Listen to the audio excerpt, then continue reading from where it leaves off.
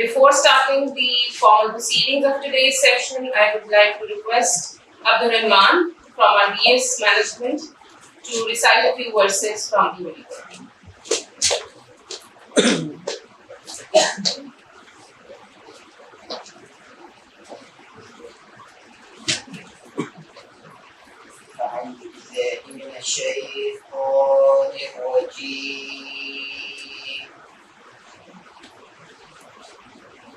بسم الله الرحمن الرحيم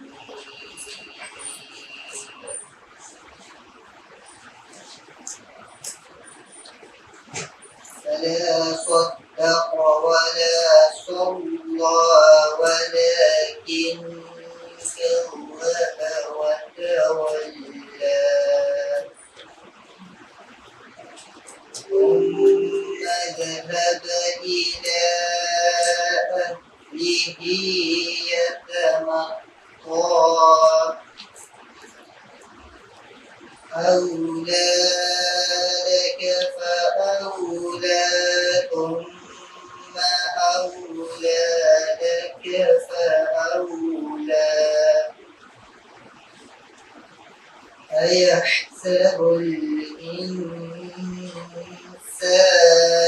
أن يترك سدى صدق الله العظيم.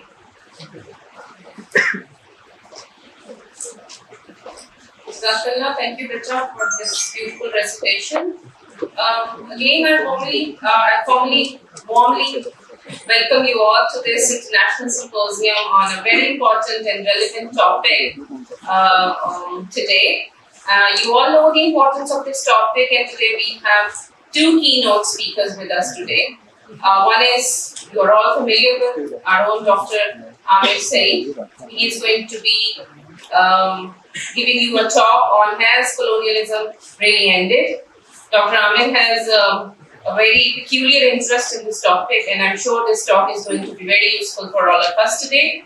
This will be followed by another keynote session by Dr. Rihanna. I'll introduce her in a while. Please welcome Dr. Amir Saeed.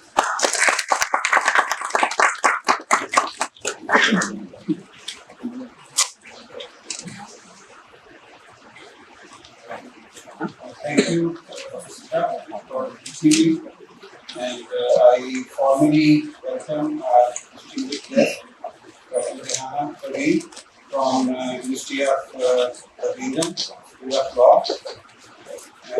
It's a good opportunity to interact with national speakers who have very rich knowledge and experience in this field, pluralism, which is an emerging field, and most of the people have not been familiar with these concepts when they join ministries. But now I think this concept is becoming popular. More and more people are trying to understand and come to the grips of this subject.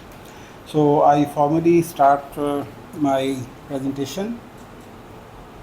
The topic is how colonialism really ended. Has colonialism really ended? When we refer to Merriam-Webster's dictionary, this is the definition that we find, that the domination of people or area by a foreign state or nation, the practice of extending and maintaining a nation's political and economic control. The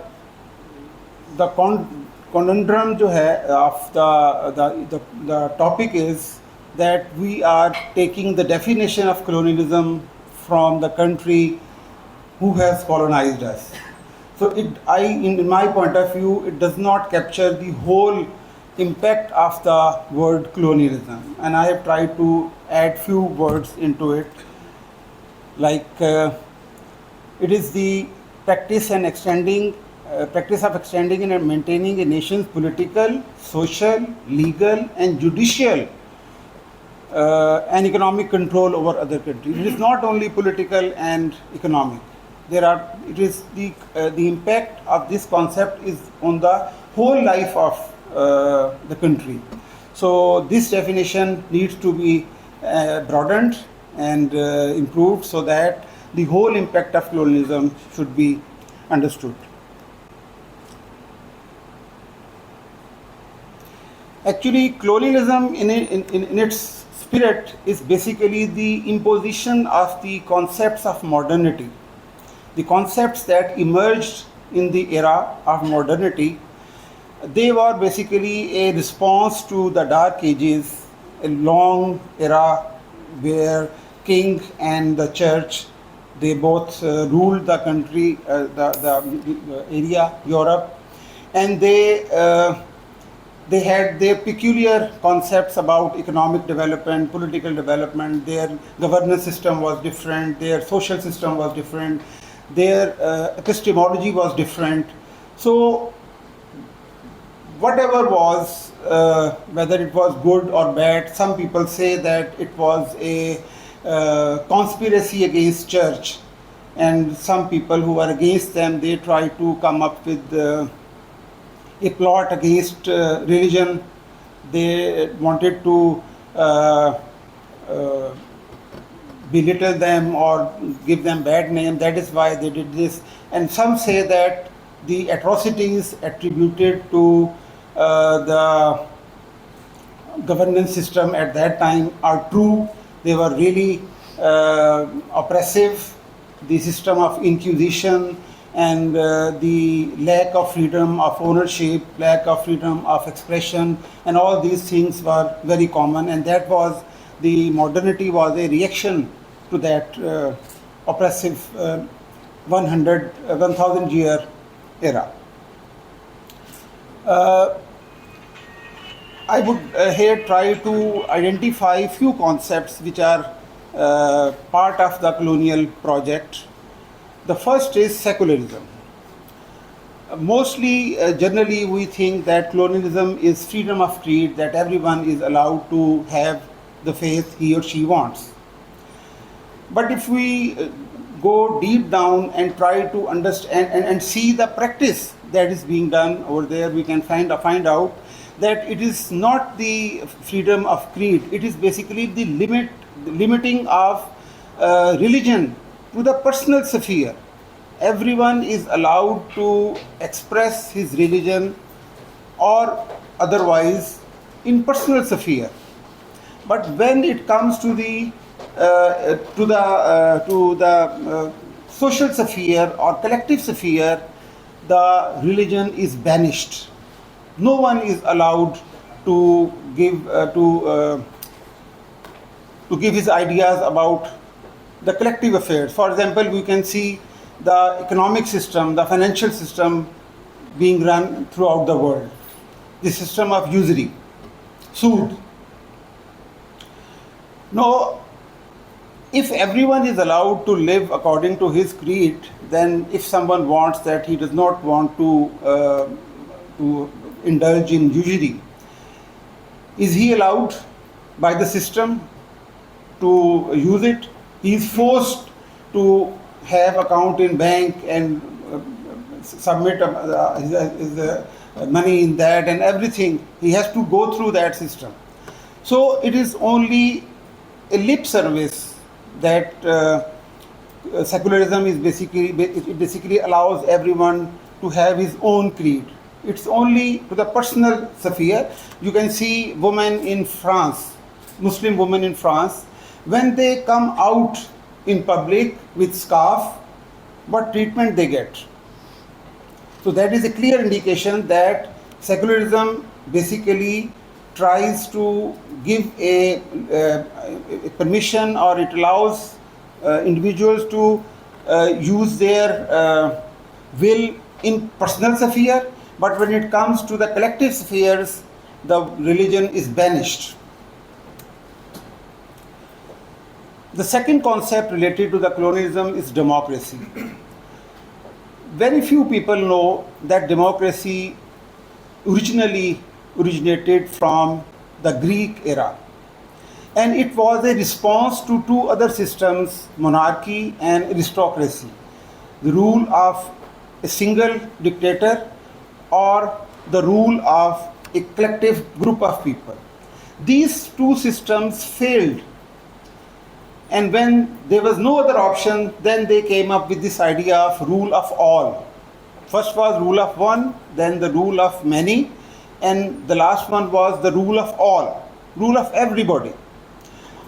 Since that idea was impractical, all people cannot rule, so they came up with the idea of representative democracy, where they chose their representatives, and those representatives then sat in the parliament and they made laws, and then they ran the government.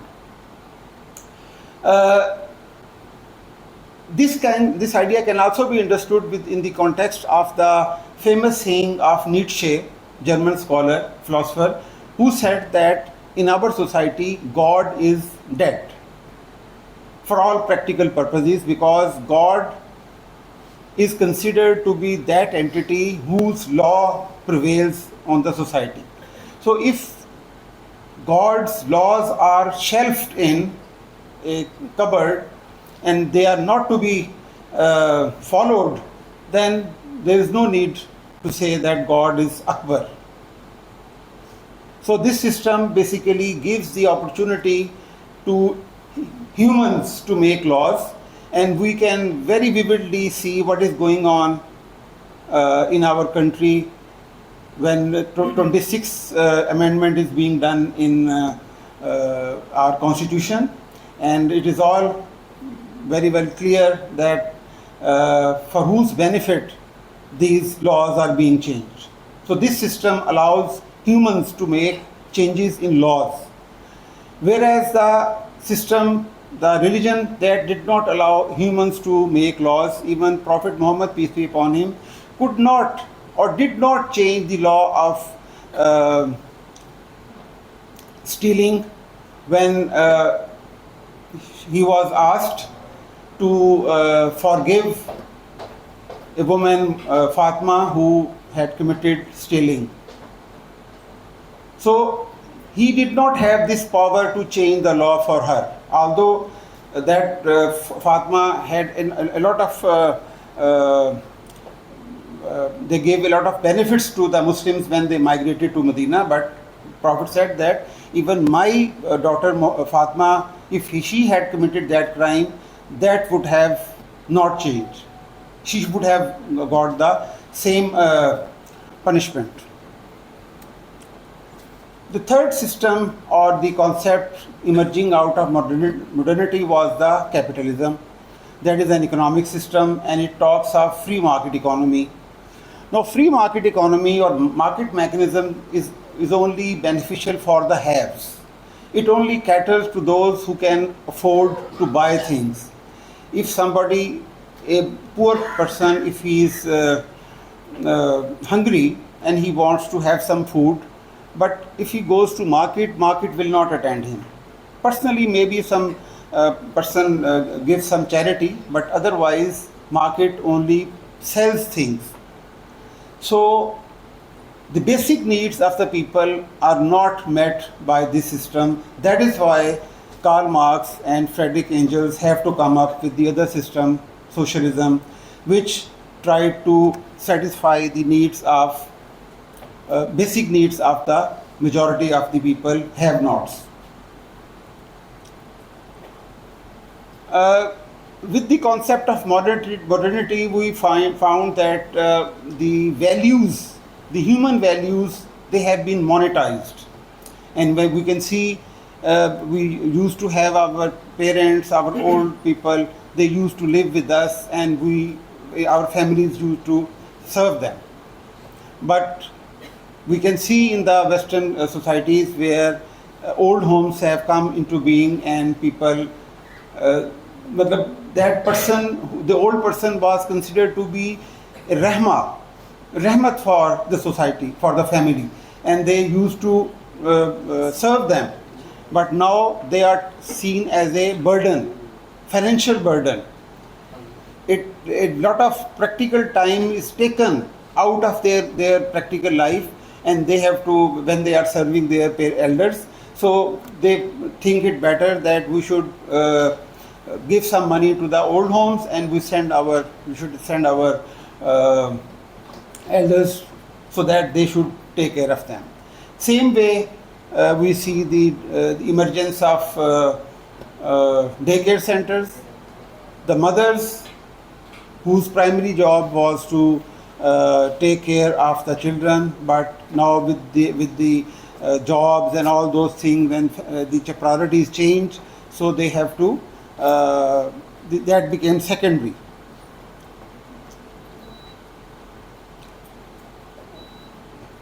The other concept, the rationality, instrumental rationality, that came out of the physical science structure or epistemology, where the lab manager considers, or actually it is, everything in the lab is basically the instrument to carry out certain experiments. So when on the same line social science project emerged, social scientists also started taking or seeing the people or the subjects as their instruments towards their goals or the objective that they want to achieve. And there are many many experiments written in the psychology books, where people have been used like objects mercilessly. They have been gassed and they have been jailed just to get some theories, the data for theories, to confirm whether that theory that knowledge testifies the theory or not. Half people were jailed, half people were made jailers. So this instrumental rationality gives powerful the role to use the public and everyone around them as their instruments to achieve their objectives.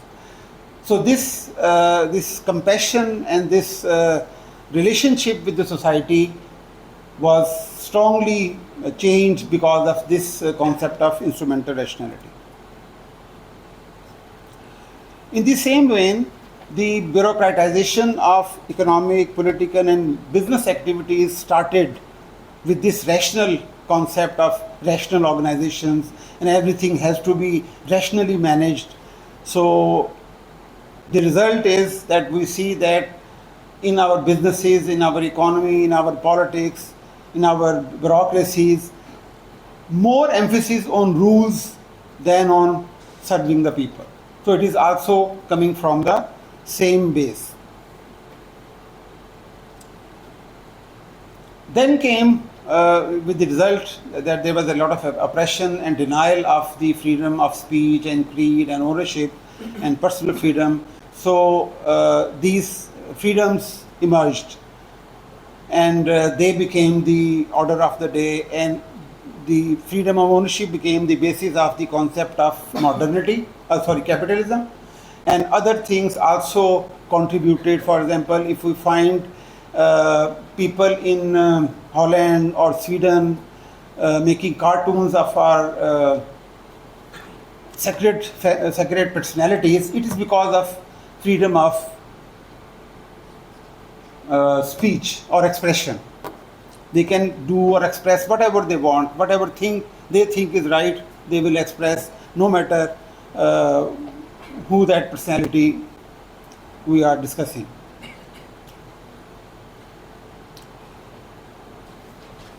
And this differentiation or specialization of various spheres of world life also came from this concept. Earlier, like in medical science, the whole body was taken as a unit, and when he or she was treated as a patient. But now the emphasis on the ailment, the problem, eye or heart or lungs or everything is treated separately. This concept came out of this concept of differentiation. Otherwise, before that, every human being or a society was taken, or even for the whole world was taken as one unit, and they were taken not differently.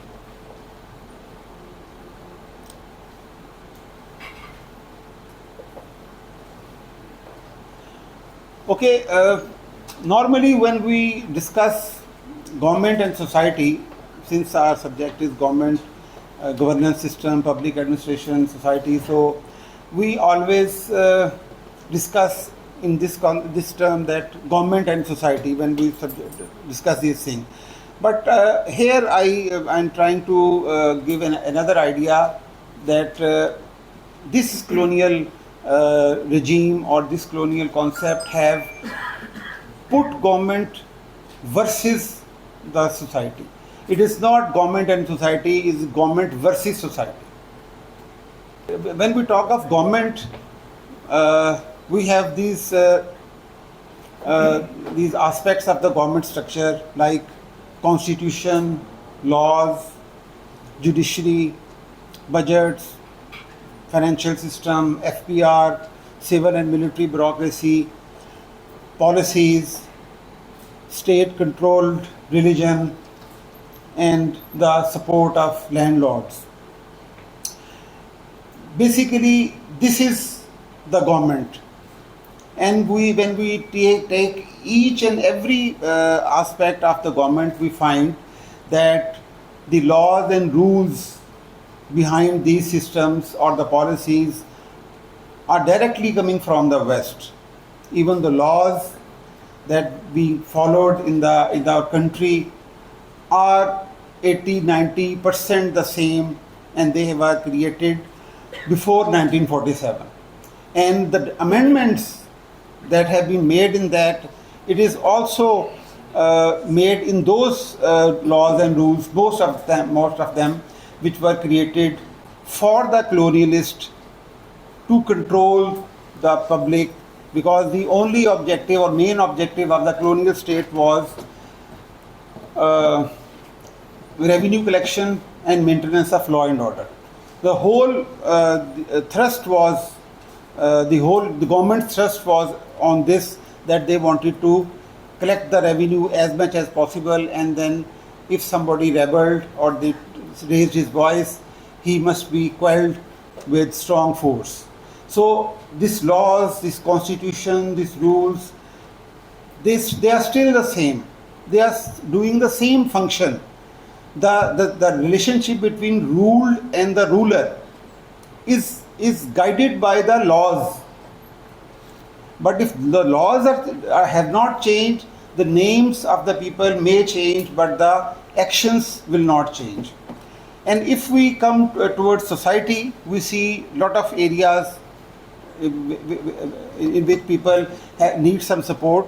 So we can see health, education, justice, law and order, housing, all these areas we see that we have shown no development, very few, less development since the creation of Pakistan. We have already, very shortly we have seen this election where the mandate of the people was not honored. Then we see the condition of our health, our education, the employment, the entertainment industry, the sports industry. At one time, Pakistan was a world champion in 4 sports. But right now we can see what is going on. It is only because the government's objectives and its direction is towards west, and people want to go towards east.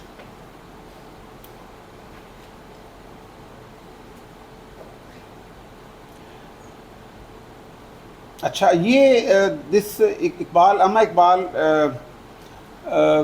quoted an incident where the poem's name is Nasihat, and in this poem he is explaining or narrating an event where an Englishman tells his son how to rule the people.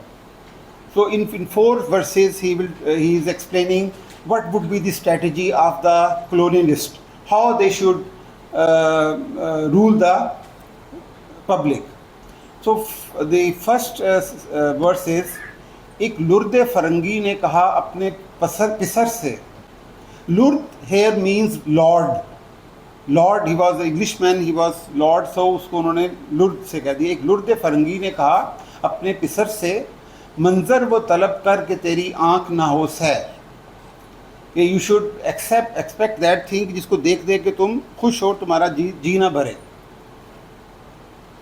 बेचारे के हक में है यही सबसे बड़ा जुल्म, बर्रे पर अगर फाश करे कायदाए शेर. बर्रा कहते हैं मेमने को. तो मेमने को यही अगर बता दिया जाए कि जंगल में तुम अगर जाओगे तो शेर तुम्हें खा जाएगा, तो यही उसको बता देना ही उसके लिए उस पर लज़ातारी कर देगा. तो ये वो बेसिकली बता रहा है कि जो अवाम हैं उनको तुम्हें ये भी नहीं बताना कि तुमने उसको कैसे खाना है. और फिर वो आगे कहता है कि सीने में रहे राज़े मलूकाना तो बेहतर, करते नहीं महकूम को तैगों से कभी ज़ेर. The rule should not be ruled through force. It is not a good strategy. And that law should be kept in the heart. तालीम के तेज़ाब में डाल इसकी खुदी को, हो जाए मुलायम तो जिधर चाहे उसे फेर. तालीम or education is basically like an acid, and you all know that when a metal is put in an acid, it becomes so soft it can be twisted or changed without any effort. So Iqbal says this education system as tazab, because once you go through it, you become so supple, so soft, that you can be changed according to the wishes of the ruler. That is the scheme that he is sharing with his son, that we need to change the education system of the people, of the society here.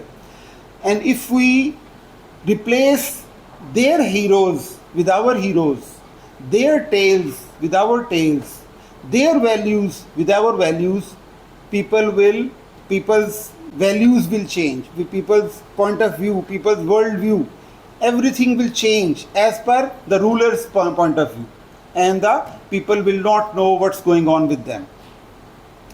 तासीर में अक्सीर से बढ़कर है ये तेज़ाब, सोने का हमाला हो तो मट्टी का है ढेर.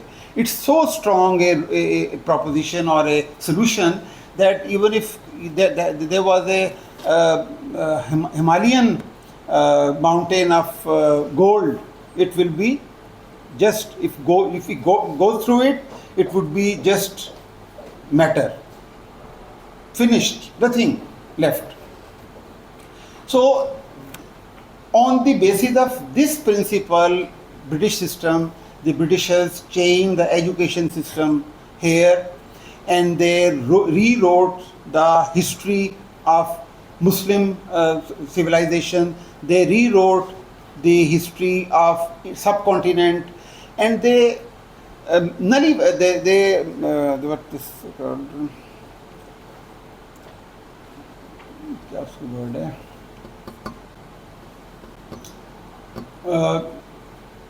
they give basically the good ideas that we had of our history, of our heroes. When they rewrote, they wrote certain things in the history books which maligned them, and that maligned ideas, when we studied the history book written by the Westerners, we saw him, our hero, that he had that problem, he had that problem, he had that problem, and then they presented their heroes, the heroes of the West.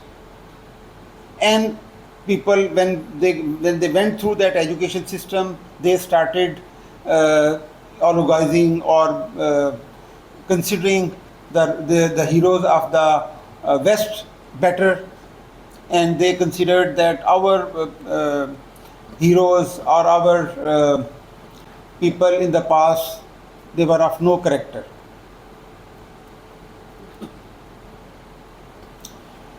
The whole problem now is mental slavery. It's the worst form of slavery. It gives you the illusion of freedom, makes you trust, love, and defend your oppressor, while making an enemy of those who are trying to free you or open your eyes. This is the problem. This is their achievement.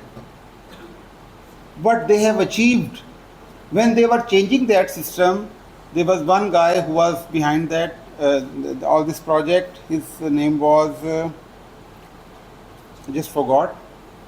He said that if you implemented that education system after 100 years, people will follow you, and if you somehow have to leave subcontinent, they will follow you and they will come to you and they will not leave you. So this is the problem, that the education system has changed our minds, and we have now shifted from our history, our culture, our local values to the worldview and the model given by the colonialism and the West. Here we see this quote from George Curzon. He was a viceroy here as well. And just look what he says. We must put an end to anything which brings about any Islamic unity between the sons of the Muslims. As we have already succeeded in finishing off the caliphate, so we must ensure that there will never arise again unity for the Muslims, whether it be intellectual or cultural unity. How clear they are in their objectives and how vague we are in our resolve.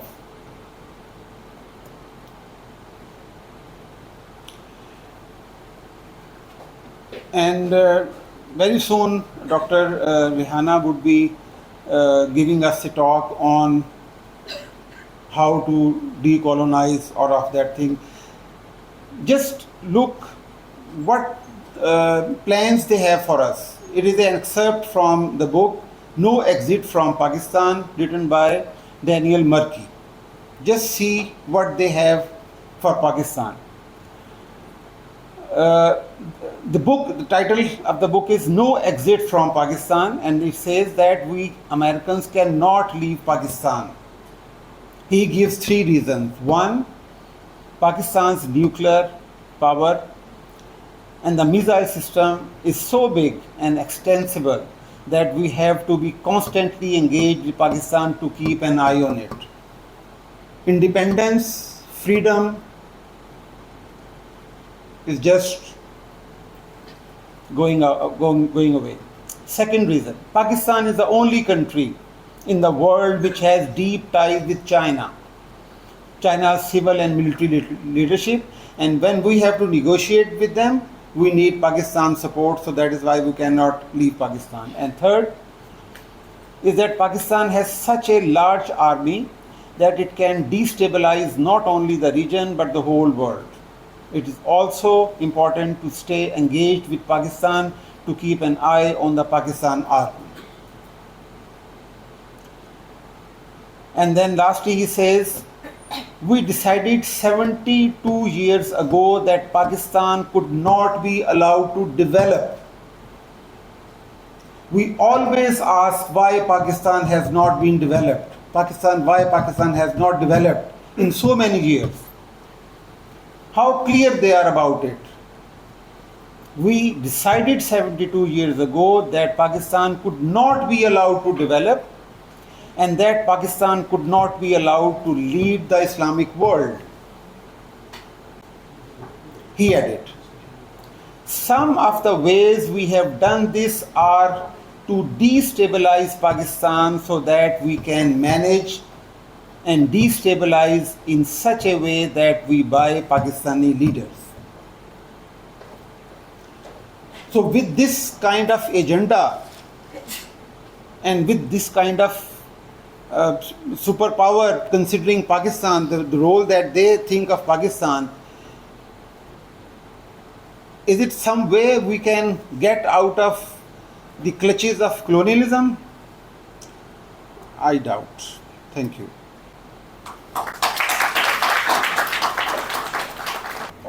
Thank you very much, Dr. Amir Saeed, for your useful insights into the phenomena of colonialism. I'm sure that all of us understand that this is a very complex and multifaceted phenomena, and a lot of efforts are needed to study this, to make some solutions out for coming out of this phenomena. Dear colleagues, students, and PhD scholars, it is with great pleasure that I introduce you all to today's distinguished speaker, Dr. Rehana Parveen, Associate Professor at Birmingham School of Law. We are truly honored to have her here with us, a scholar whose work profoundly engages with the complexities of colonialism and its enduring impact on our legal systems and societies. Dr. Parveen's research navigates the intricate relationship between law, power, and identity, and I have no doubt that her insights will provoke thoughtful discussion and reflection. Today's lecture, titled The Importance of Decolonization as a Critical Tool for Unpacking Western Hegemony, promises to challenge our perspectives and deepen our understanding of historical and contemporary ramifications of colonial rule. As we delve into this critical topic, I encourage all of you to engage actively, to note down any questions that come to your mind so that we can take them up in the plenary session, and to consider how the themes of colonialism resonate within our own context. Please join me in extending a warm welcome to Dr. Rehana Parveen.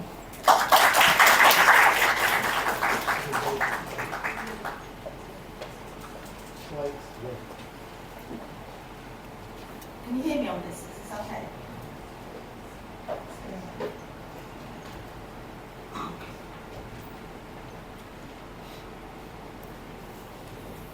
Is it audible? Can everyone listen? Yeah? Can you hear me?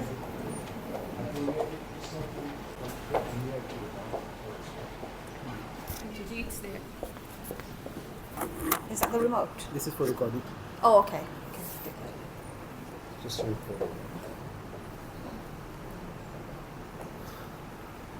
Okay, assalamu alaikum. Bismillah wa salatu wa salamu ala rasulillah. Rabbi shrah li sadri wa yassir li amri wahlul 'uqdatan min lisani yafqahu qawli. Assalamu wa rahmatullahi wa barakatuh, everybody. Thank you so much for this invitation. I'm truly honoured to be part of this session today. I think there's lots of things that I'm going to say that are going to very much build on what Dr. Amir has said. And inshallah, I hope we can have a discussion about some of the things that I'll be raising. The title of my talk is The Importance of Decolonization as a Critical Tool for Unpacking Western Hegemony. So I'm going to unpack some of the words that I've used in there and to explain those. But basically, in terms of what I want to cover with you, I'm going to tell you a little bit about myself and my own positionality. I think it's important, and this is part of decolonial theory, that whatever topic you engage with, and I'm a lawyer in my background, I'm a legal academic, that I explain how I come to the positions that I come to, because that's part of decolonial theory, is to understand the lived experiences of people and to come to the law, and I'm going to talk about law because that's what my expertise is, but to come to the law with my own lived experiences and understand then how I engage with the world. And I'm going to explain why that's important in the context of decoloniality. Particularly when we consider what do I mean by Western hegemony, what does the word hegemony mean, and what does Western hegemony entail. And again, it will pick up on lots of things that Dr. Amir has already said, but it will draw them within the academic conversations that have taken place within Western universities. I want to talk about what is decolonization, and there's a couple of words that are used there, decolonization and post-colonial theory, and I want to distinguish a little bit between them and explain what I mean by them and why that's important.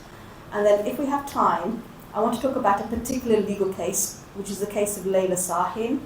It was a case in the European Court against Turkey, and Leyla Sahin is a Turkish national, and she sued, or she took proceedings against her own state. And the reason I want to talk about that case is because it's a really concrete, practical example of Western hegemony and how to challenge Western hegemony. So hopefully we'll have time to deal with that as well.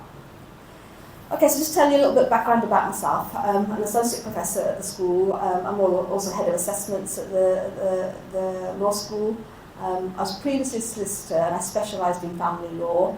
And I teach on a range of modules at the law school. But the two modules that in particular that have really helped me, both in terms of my research and in terms of thinking about coloniality and its impact, are family law and decolonising legal concepts. Family law is my research area, and I'll tell you a little bit about that. But decolonising legal concepts is a module that we introduced into the University of Birmingham Law School. It's probably the only law school in the country that has it as an entire module. It's a compulsory module that we teach, and we take everyday legal concepts and we try to look at the colonial legacies that are within them. And I'll demonstrate that when we get to the end with the Layla Sahin case.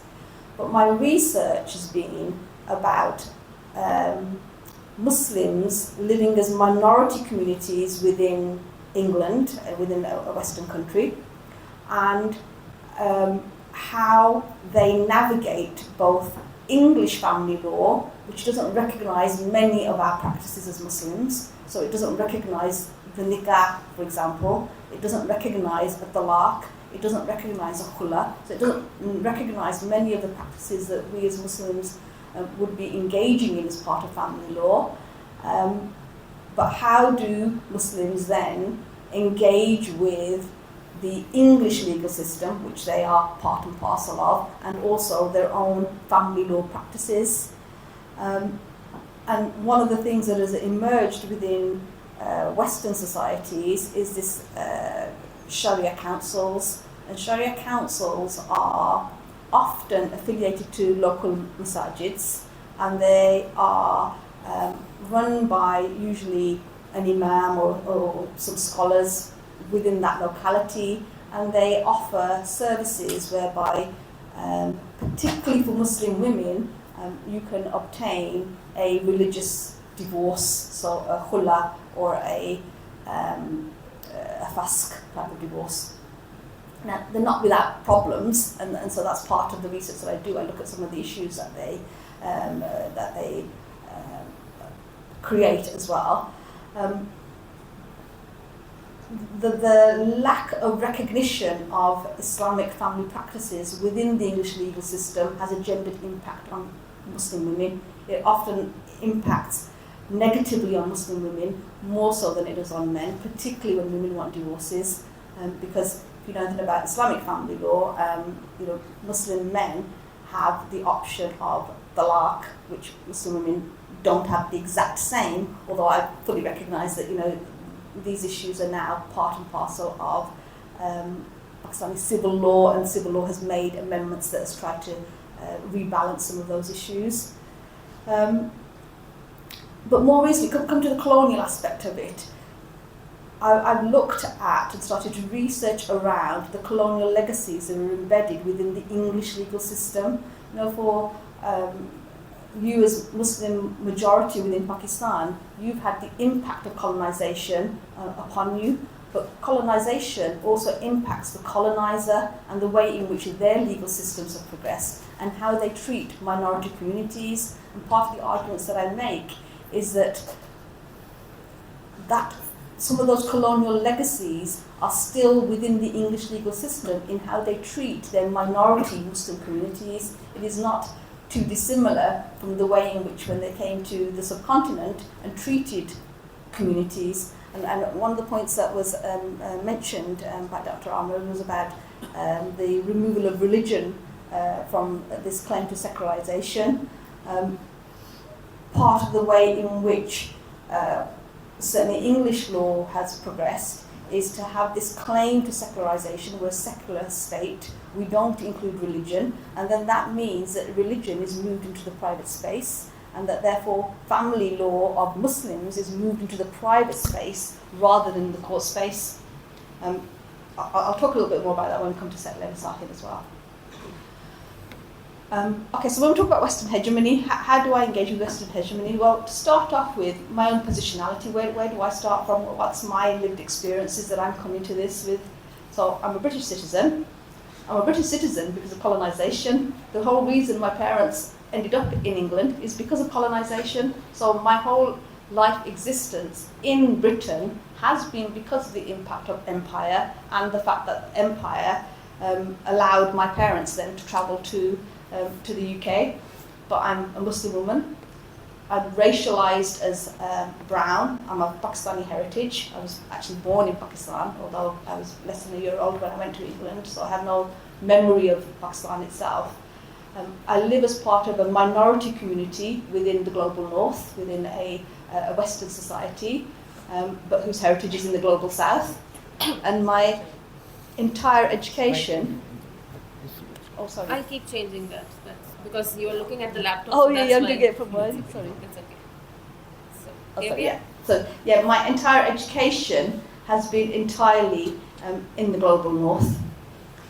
So, I have a very kind of mixed background, which is experiences of most minority communities within the global north. Now, when we talk about hegemony here is referring to the particular way in which the world is presented as the natural way of things, the natural perspective. It's the universalization of experiences. So when I'm living in the global north, I'm a minority, and the majority is the hegemony. That's presented as this is the normal way to live, this is how you should live your life, this is how you should be educated, this is how you should get married, this is how you should get divorced. But that doesn't reflect my experience, it doesn't resonate with my lived experience. Now it's complicated because I am British, so some aspects will reflect me, but there'll be many aspects that don't. And when we talk about hegemony as a political tool, what we're referring to is that the West views how it perceives of the world as being the normal, objective and natural way to understand the world. It views its history as being the only reality, the only way to present that this is how we are where we are. And again, that links with what Dr. Amr was saying about how we understand the world. It puts forward its legal institutions, its cultural behaviours, its historical framing as being this is the way to see the world, this is the way to understand human behaviour, this is the way to understand why we behave in the way that we do, and this is the way that we ought to behave. So when we talk about challenging Western hegemony, that's what we mean, challenging that view of the world as being the only way that we experience the world. You know, even if we take it as from the perspective of men and women navigate through the world in different ways. Men and women experience the world in different ways. You know, just on that basis there's a difference, let alone on the difference between the way in which a rich person and a poor person, an educated and an uneducated, you know, there are different ways in which we experience, and we have things in common as people of particular religious background, of a cultural background, of a historical background, and our experience of colonising as ones who are colonised is not the same as the coloniser's experience. So what the coloniser presents as being the consequences of colonisation are not the same as those who were subject to that colonisation. And much of this comes about from who's in the powerful position, because if you're in the powerful position, whether that's economically, militarily, whether that's control of resources or of information, just of media, the control of media, you are in a position to be able to dictate the view of the world that you're presenting as being the natural, normal one. So, in terms of challenging Western hegemony, we want to think about how do we challenge whenever the West says this is an objective position that's been taken, this is a neutral position that's been taken, we should challenge that. Because nothing is objective or neutral. Nothing has come about out of completely nowhere and is now an objective position that's being taken. So any time that claim is made, I would say to you that that should be part of you thinking about, okay, if you're saying it's objective, how is it objective? I'll give you an example of the family law. English law says that in order to get married, these are the steps you must take, so it lists out the steps. And it says in order to get divorced, these are the steps that you take. And if you take these steps, you're married, and if you take these steps, you're divorced. So, why would I not just follow the steps of English law? I live in England. Why don't I just follow the steps of English law and say I'm married? Because that's not my experience of what marriage is. For me, as a Muslim, my experience of what marriage ought to be is to follow the requirements of a nikah. I'm married if I have a nikah. If I don't have a nikah, irrespective of what English law says to me, I'm not married. But English law would say, this is the normal, natural way to be married. This is what you need to do. So I need to challenge that claim to its objective, neutral way, because English law would say, we're treating you all the same. We're telling everybody, if you want to get married, take these steps. Often this in my own research, and without going into too much details of the kind of the complexities of that, often in my own research, English law would ask questions of Muslim women. Well, if you're not getting the rights that you want, why don't you just follow English law? Why don't you just do it? And it's very difficult to try and articulate, well, why don't you? Why do you as a Muslim woman, why are you sitting in a hijab? Why are you wearing a jilbab? Why are you doing the things that you are doing? To try to articulate some of the things that you might be doing against a system that is telling you this is natural and normal, this is objective. That's part of what the research that I try to do. So let me address colonisation, because part of what I do in the research as far as English law is concerned is to look at colonisation, but just to explain where I come from on the issue of colonisation. When I'm talking about colonisation, I'm primarily talking about the colonisation by the global north of the global south. So global north countries, western countries that have colonised vast regions of the global south, whether that's the subcontinent, whether that's the Caribbean, whether that's large parts of Africa, Australia. Not all colonisation has been the same. So the British colonisation of the subcontinent is not the same as the colonisation of the French of Algeria. The types of colonisation, the way in which Europeans colonised those spaces and the aims of those were not always identical. They were different in some respects. So for example, the British policy was an extremely racist one in terms of how they viewed the indigenous people of the subcontinent, but they also made use of private entities like the East India Company as part of its extraction of resources from the subcontinent, whereas the French policy was one of very strongly of assimilation. France has a very aggressive secular history, and it treated Algeria as part of Little France. It administrated it as though it's part of Little France, and that also explains some of its extremely aggressive secular approach to Muslims living in France. Particularly, they have a large population of Algerians. Those types of colonizations were not necessarily the same as, for example, a secular colonial state. And the most obvious example and the most recent example is Israel-Palestine now, which is a complete takeover of the land, a dispossession of the people, an ethnic cleansing of the people, and a complete takeover of the entire land and its resources. Again, that's similar to, for example, in America, when the indigenous Indians were colonized. So not all colonizations are the same, and when you're looking at this, and if you're studying any aspects of colonization, you ought to think quite carefully about the type of colonization that you're talking about, and therefore how you might think about challenging the legacies that are maintained within within those systems. And law has been central to the project of imperialism and colonisation, because European laws have always been transplanted onto the systems of those that they colonised. Law has been critical to maintaining the colonial systems in which they are operating, because law was what the colonisers would use to say, well, this is legal and this is illegal, so if you do this act, if you do this thing, then you're fine, you're within our system, and if you don't do it, then you're outside of it, or we can punish you for it. And, you know, for me, living in a Western society, I'm looking at colonisation and its legacies within the English legal system, because, as I said, colonisation has an impact on both the coloniser and the colonised.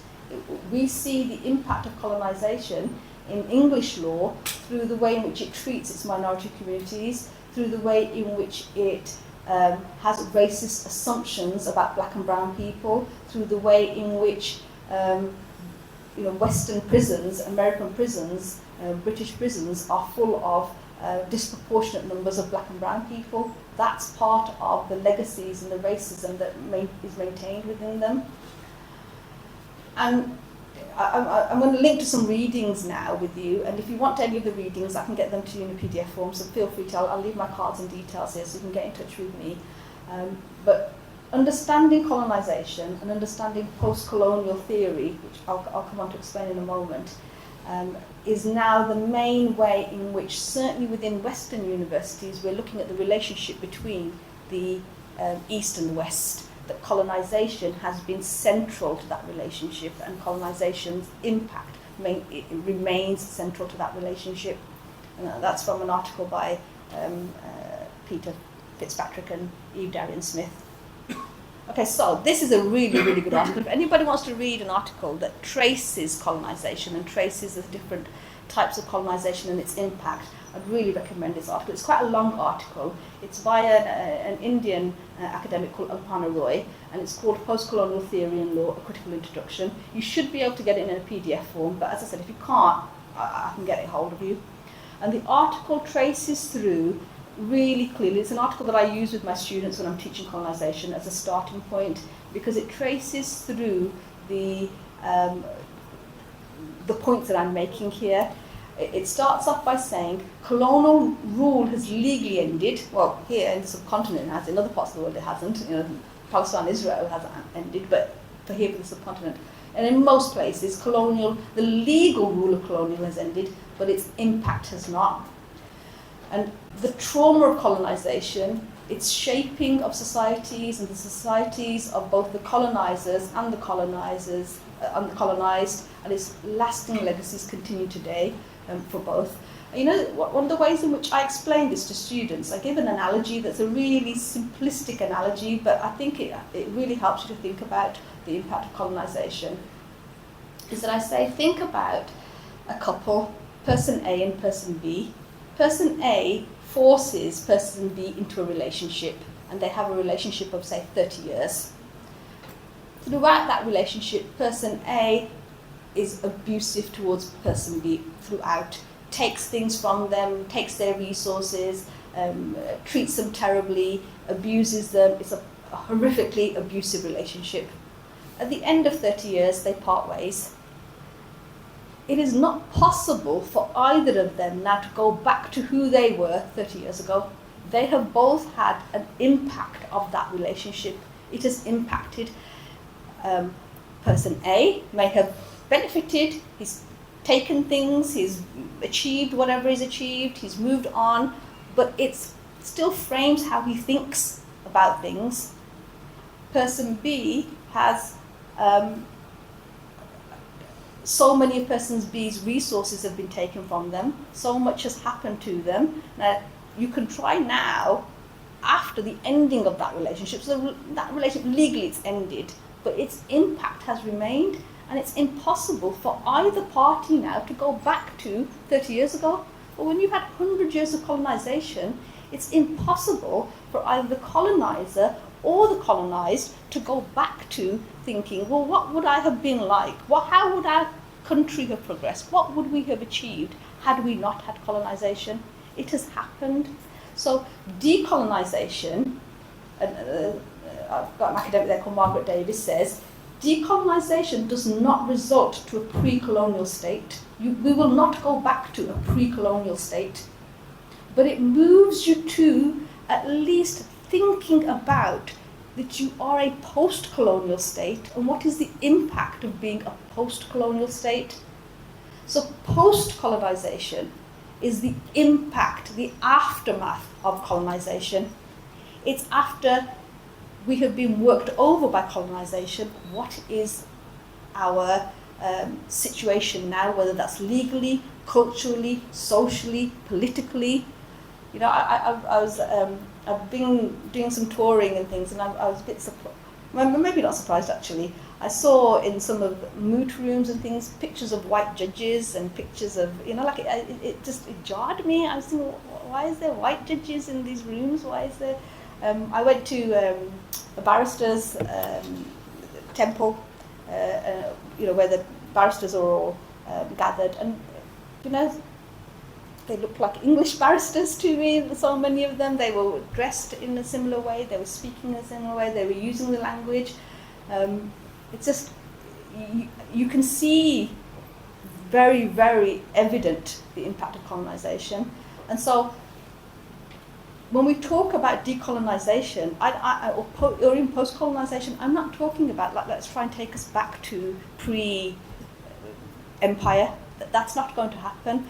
But we do need to think about how do we untangle where we are today from the impact of colonization, what impact has it had on us, and how do we try to move forward in a way that betters us and allows us to have the freedom that we ought to be having, that, you know, that we're told that we have.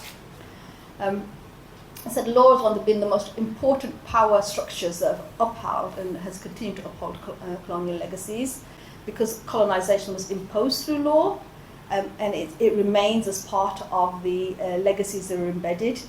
You know, there is huge resistance, even in Western universities in the West, to even acknowledging that. We don't only want to acknowledge that colonization has had the negative consequences that it had. If anything, you know, certainly in the UK, there's still this pride of empire. There's still this pride about, you know, we built the trains there, or, you know, whatever it might be. We gave them, you know, advantages that they wouldn't have had. And one of the most important, I think, lasting legacies around colonization, and this speaks to what Dr. Armour said about colonization of the mind, is that when European nations colonized the subcontinent, Australia, Asia, Africa, whatever part of the world that they colonized, the colonizers presented themselves as being rational, as being enlightened, as being intellectually superior, as being civilized. Their cultural norms were presented as the common sense, logical, superior way to be, which is why everybody else is developing towards that. The indigenous people, the native people that were being colonized, are presented as savage, uncivilized, irrational, exotic, and while secularism now has separated itself from religion, during colonization, certainly from British Empire, Christianity was an important part of that colonial project as well. So not being religious in the Christian sense was seen as being ungodly. You weren't religious. And obviously, when I'm sitting here speaking English, even in you know, the subcontinent, the act of mastering English during the period of colonization was seen as a civilizing mission. It was seen as being part of civilized. It's really, really hard to untangle that now. It's really hard to go back on that, but at least start recognizing it, at least start challenging it, at least start thinking about it. And the consequence of that, and the legacy of that approach to indigenous people that remains certainly within the West, and also within the colonized mind of the subcontinent, is that Western knowledge is seen as rational. It's seen as, you know, the its production is superior, its intellectual development is seen as superior, coming from the West and having knowledge from the West is seen as being the superior position. And it's interesting, I spoke to somebody, and he's a professor from Bangladesh, and he was saying, we will be in a similar position to Western knowledge when people from Bangladesh or people from Pakistan go to the West and study them and then write a report about them. Because, and it's perfectly fine for people who are not from our backgrounds to come to Pakistan, to come to the subcontinent, to go to Africa, to do a study, and it's seen as being superior knowledge. That they've got the knowledge now of that group. When do we ever go to a white Western country and study their people and say, oh, look at your behaviours and look how you're behaving, and this is a report I want to write about you? When we get to that point, maybe we'll be in some kind of equal position. That's not to say, and I'm not saying that there's no rationalism in Western knowledge. I'm not saying that it's not good work being produced there, but the point that I'm making is to present all European knowledge as automatically rational and all colonized nations as the opposite, as inferior, automatically. That is very problematic, but it remains embedded in our relationships and it remains embedded within our university spaces. So decolonizing matters because certainly for law, it contextualizes the function of law and legal concepts, and it puts them within their political, social, and historical context. And decolonizing is really about starting your theory from the experience of colonization. I want to talk a little bit about a particular movement. I don't know, does anybody know much about the Rhodes Must Fall movement? Okay, so this is really, really interesting. This is South Africa. South Africa. Okay, so this is the start of the decolonization movement within education. And this is a statute of somebody called Cecil Rhodes. I'm going to tell you a little bit about him. This was in March 2015. The University of Cape Town in South Africa had this statute of Cecil Rhodes, and the students wanted this statute pulled down. So they had this movement called Rhodes Must Fall. Now in South Africa, just to tell you about Cecil Rhodes. So Cecil Rhodes, that's not very clear on the screen, but I'll tell you about it. He was an imperialist figure. He was the Prime Minister of the Cape Colony in South Africa in 1896. He was a white Englishman. So the question might arise, how is a white Englishman the Prime Minister of a South African colony in 1896? So this is a quote from him from one of the articles about him. He says, I was in the East End of London yesterday and I attended a meeting of the unemployed. I listened to the wild speeches, which were just a cry for bread, bread, bread. And then on my way home, I pondered over the scene and I became more and more convinced of the importance of imperialism. My cherished idea is a solution to the social problem that in order to save the 40 million inhabitants of the United Kingdom from a bloody civil war, we colonial statesmen must acquire new lands to settle the surplus population to provide new markets for the goods produced in the factories and the mines. So his idea was, people here are poor, we're going to have a civil war because they're going to start fighting. What's the solution to that? I need to go to other lands and I need to take their resources to feed my people. So that was the role that he played. He went to, when South Africa was colonized, he became the Prime Minister. He set in place, through law, the Glen Grey Act, he set in place legal systems which meant that he segregated the land. He took land from the locals, native people. He then harvested those lands and then brought that produce back to the UK.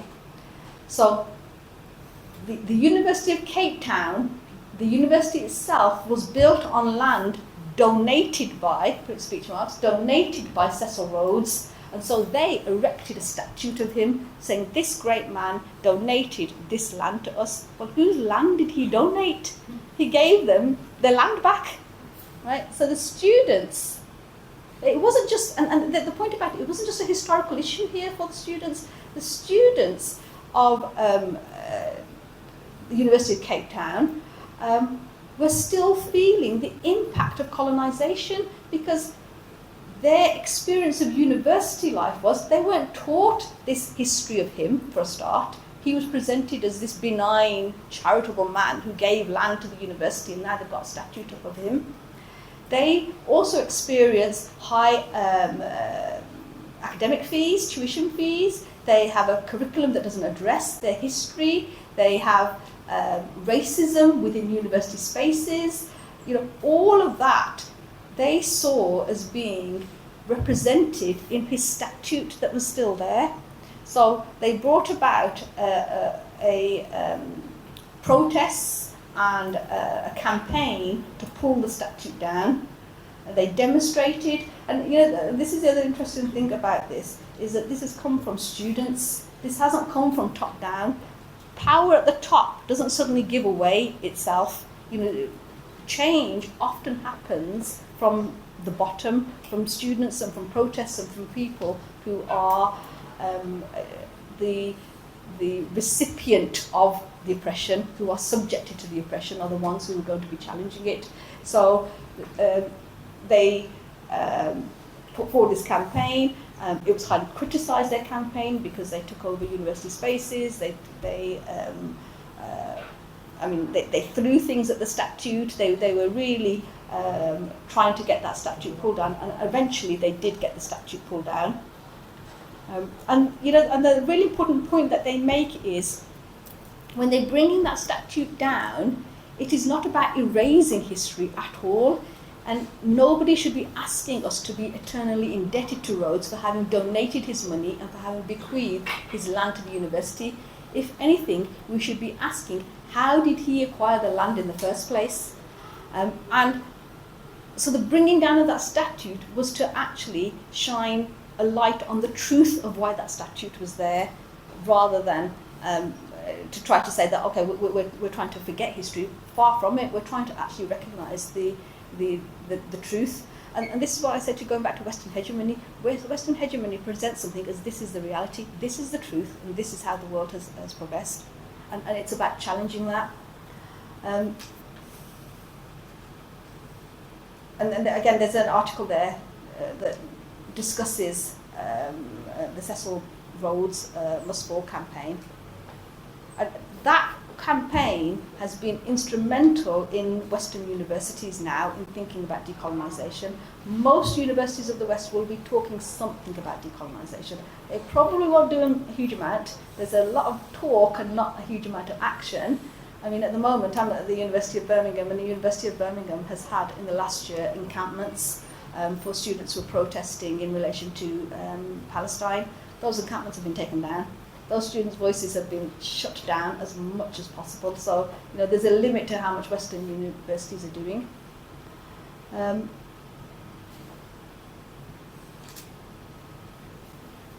Okay, so, as I said to you, decolonisation, post-colonisation, they're phases in the sense of decolonisation is recognising the colonial legacies. It's about an ongoing process of thinking through the complex and textured nature of colonisation. And it's important to understand that this is not just a phase in history that we're thinking about when we think about decolonisation, that it's going to remain, and it will remain, an ongoing struggle in trying to think through how you might challenge. But decolonisation is to help you, to give you some conceptual tools to challenge that. And when we get to the case of Layla Sahin at the end, I'll talk to you about that. And there's a lot of debate within Western academia as well as to the difference between decolonisation and post-colonial thought. But the way that I try to think about it is to separate it between decolonisation being your starting point of thinking about the untangling, and post-colonial theory thinking about where you are now and where that takes you going forward. Because post-colonial, it is characterised by lots of transitions. There's lots of multiplicity of processes happening. Decentering of the West is one of those processes, but one of the difficulties is that, as many post-colonial critics point out, what you get post-colonial is not some kind of brilliant position that you're in. You end up with powerful local elites, and you get an almost neo-colonial continuance of the colonial strategies. So it's not as simple as once you recognise colonisation and you can see it, and then therefore that's going to untangle it all for you. It's a far, far messier situation. I don't know if anybody's read Edward Said, probably one of the foremost thinkers. The Rhodes Must Fall movement was really looking at colonialism's impact in education, but there's people who've written, Edward Said particularly in relation to Palestine, has written about the relationship between the colonizer and the colonized. And this last person that I want to mention before I just deal with the case of Layla Sahin says that this is John Strawson explains that in his discussion on Islamic law and English texts, John Strawson explains that legal Orientalism was the process whereby the overriding aim was to make Islamic law understandable to the English lawyer or official. That really reflects the history of the way English law has treated Muslims both within the subcontinent and also within England, that it tries to place, this is your behaviours as Muslims, we will transplant them into an English understanding of what we think is reasonable and appropriate for you. And the persistence of legal Orientalism is a result of complex ingredients: European power, intellectual credibility, and subtlety, as well as racism. It does not merely assert power, but it also uses the superior location that power provides to motivate an intellectual system which necessarily subjects Islam to European evaluation, that our Islam is always being subjected to a European framing and a European norm. Now, that's not to say that I don't recognise that there are issues amongst Muslims. That I'm not in any way denigrating that or saying that there are not those issues, but I think you need to try to untangle where those issues are and whether those are coming from a colonial, imperialistic mindset or where they're coming from. Very lastly, I want to mention the case of Layla Sahin now, and deal with the black side. But the black side is the decision in the case of Layla Sahin, and the red side is how we could think about challenging it. So the case of Layla Sahin is a case that was in the European Court of Human Rights, and Layla Sahin is a Turkish woman who took her case against Turkey to the European Court. She was a student in a Turkish university. I think she was in about her fourth or fifth year of study of medicine, and she wore her hijab at university. And at that time in 2005, the university had banned the wearing of hijab in universities. That's not the position now in Turkey, but that was the position at that point. And Turkey is a member of the European Court, or is a signatory to the European Convention of Human Rights. So Layla Sahin exhausted all her domestic remedies. She went through all the domestic court, exhausted those, and she was told that she could not study in university with her hijab on. And the reasons Turkey gave was, Turkey said it's a secular state, it separates religion. Religion is in your home, it's not in the public space, very similar to some of what European countries do. And its rules apply equally to everybody. Everybody is, the banning of the headscarf applies equally. Everybody's banned from, nobody can wear it. So she's not being discriminated against. She's having the same rule applied, and it's a secular state. And this is a neutral, objective application of the law. This is how the law applies to everybody, and this is how we understand law should apply. And they said that secularism is an essential condition for democracy. It guarantees freedom of religion for everyone. It means everybody has a right to be religious in their homes, and it guarantees equality before the law. And in the judgment itself, it's a very long judgment. And again, if you want the judgment, I can give it to you, but it's a very long and not particularly interesting in lots of the debates that happen in the judgment. But the judges compared the debates around the hijab in universities with France and other European countries. Bearing in mind, Turkey is a Muslim majority country, but they still compared it to the European countries and said, well, this is what different European countries are doing. And ultimately, the court agreed with Turkey and said wearing the headscarf undermined equality between men and women because it differentiated between men and women. It said that Turkey could restrict that right to wear the headscarf, and it didn't interfere with the right to education because she just needs to take a headscarf off and she can get educated, so it's not stopping her from being educated. And they also said it was problematic for other students, that other students didn't like to see somebody with a headscarf on because they felt it intimidatory to them. So for those reasons, and to uphold secularism and to uphold democracy, they said that Turkey was within its rights to ban the hijab. Now, how do we use decolonisation to try to challenge that? That was the actual decision. That's the decision that's given in the case. That's the decision that stands.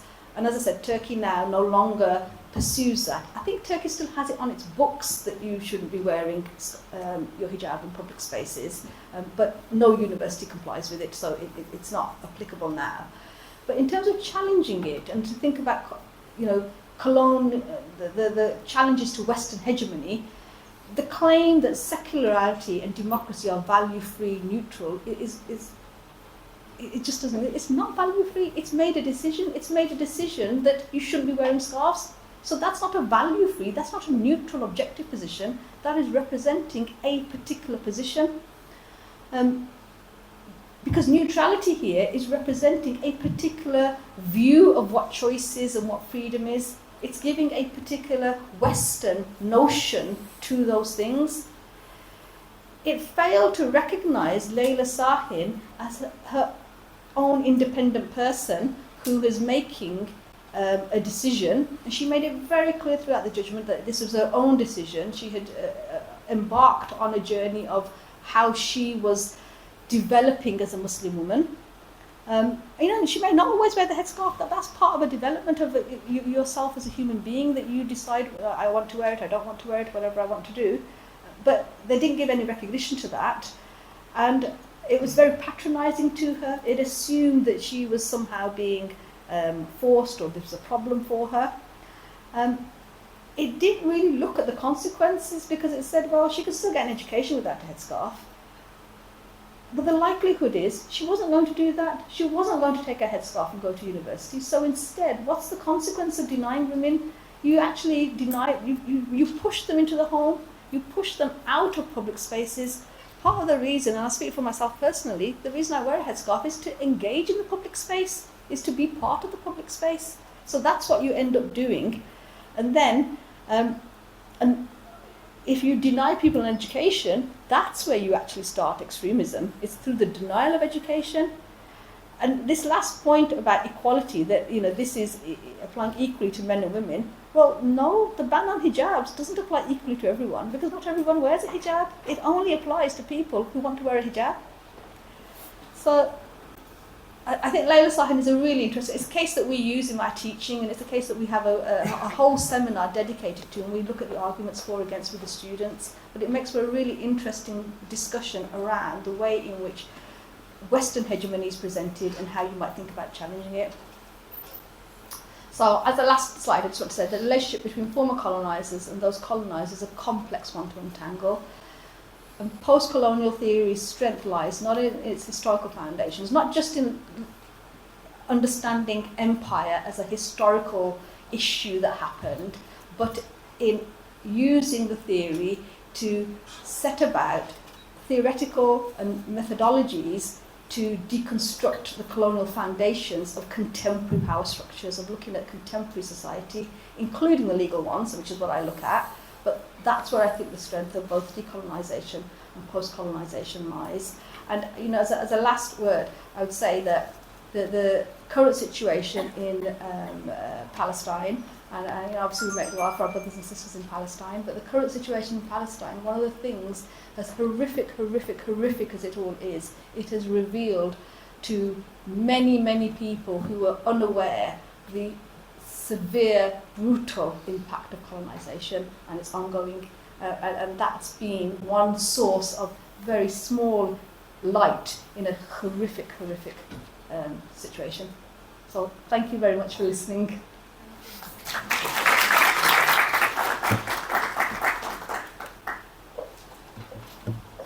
Thank you very much, Dr. Johanna, for this very insightful, very interesting, and very knowledgeable talk on this important topic. I will now welcome any questions that our audience may have for our two speakers. Jean, please. Question for Dr. Amir Singh. Introduce yourself, please. I'm Dr. Mohammad Usman from Sheikh Zayed Hospital.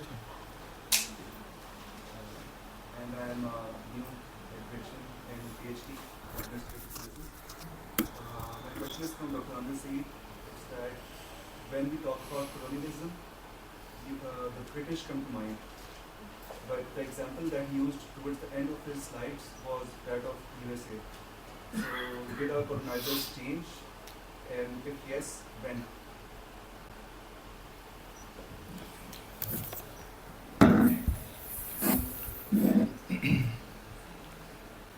Actually, I wanted to show a small clip, but it was not attached, so I could not show to you. The issue is that physically, when we see historically that British left this country after the World War, and it is considered as the culmination of colonization officially. But when we see in the international context, we find that at one time where British were giving away their powers, the Americans were taking over, and they had an agreement with the name of Atlantic Charter. And that Atlantic Charter was basically a change of guards ceremony, where America promised to help British against Germans in World War I, and it wanted in return that British should leave all its colonies. It should give it a right of self-determination to all the colonies. And the tussle between our first 10 years in Pakistan, where we find that one government was being formed and then it was taken over, it was basically behind that, it was either American forces or British forces. They were trying to install, British wanted to continue, although they have left, but they wanted to continue with their hegemony, and Americans wanted to take over. So once it was done, it was not possible, then the army was asked to get in, move in.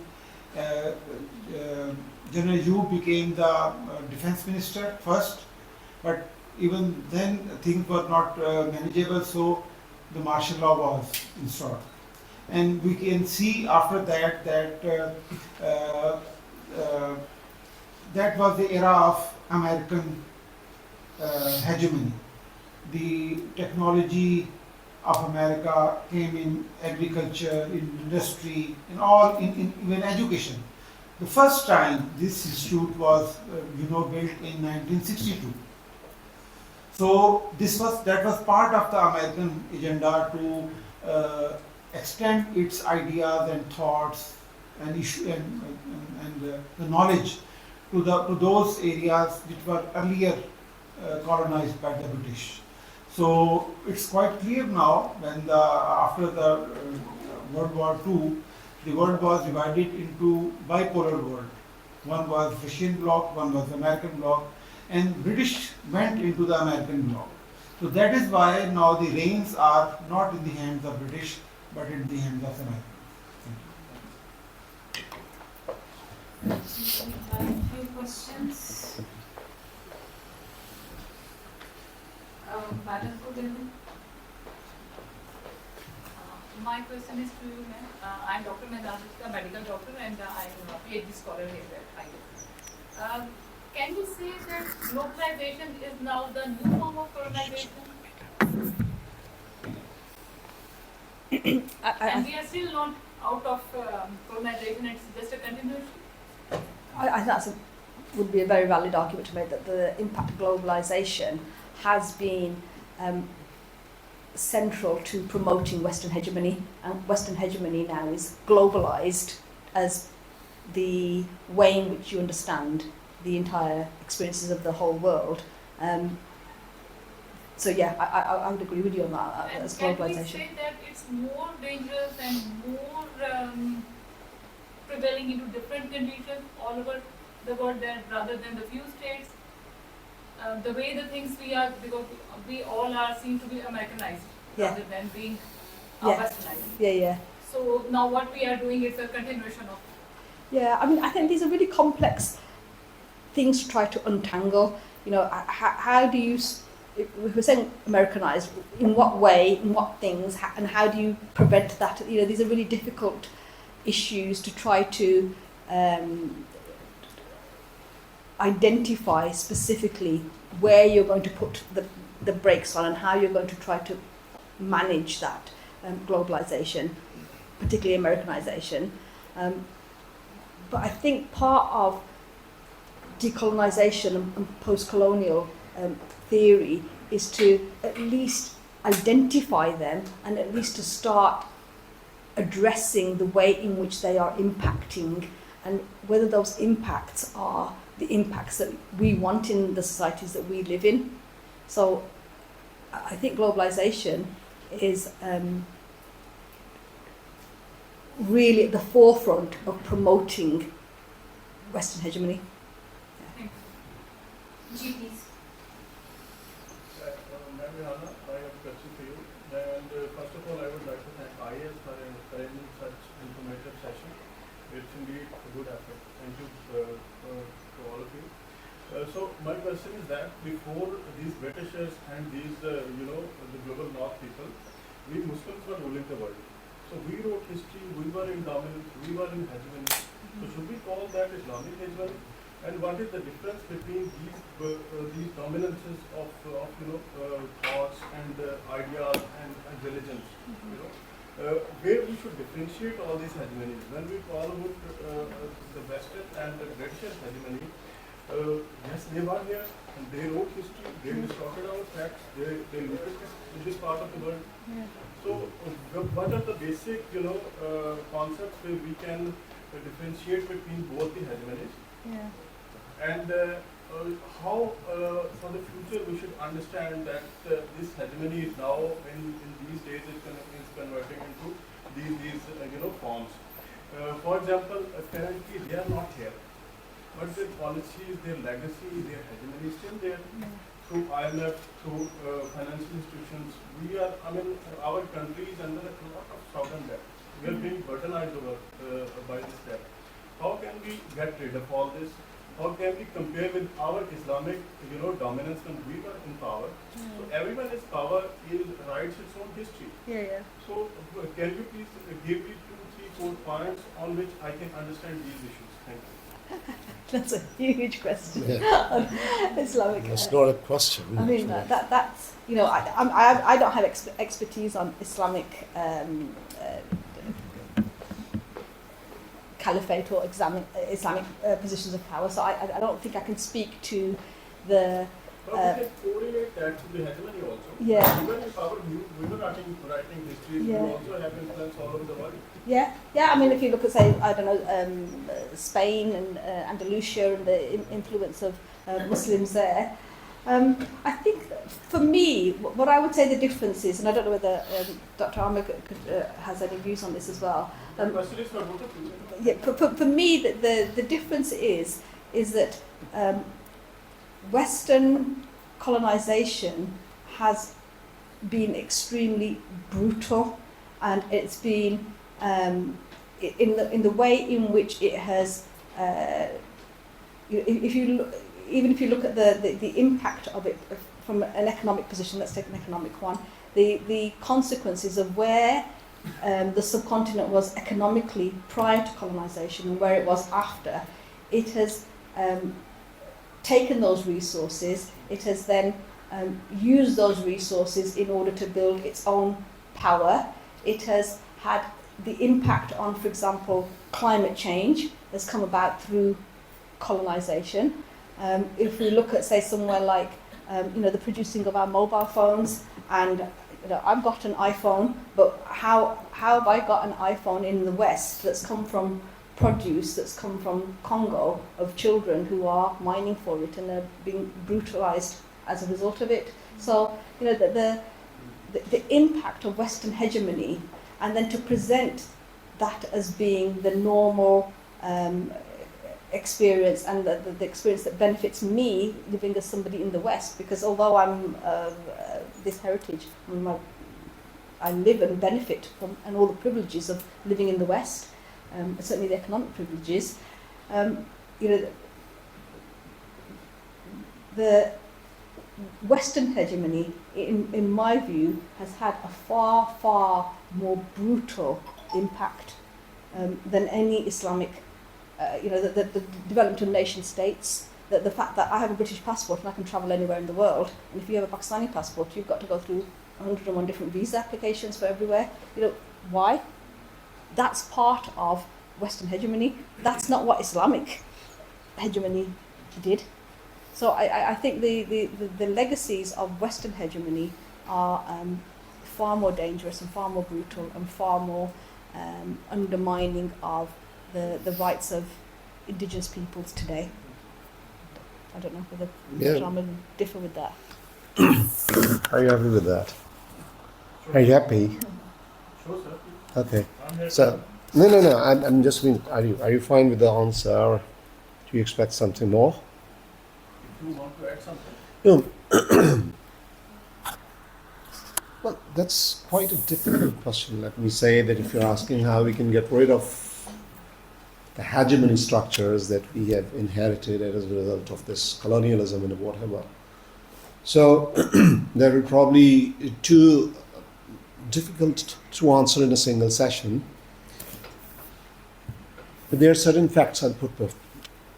I'm not an expert in this, but the things that I know basically, let me put some facts before you. But one thing is the struggle side of the colonialism, what currently is happening in Palestine. There is colonization, and it's a brutal colonization, and a lot of Muslim blood has been spilt over, to get rid of it. That's one part of it, and we saw it 75 years back. We had seen that.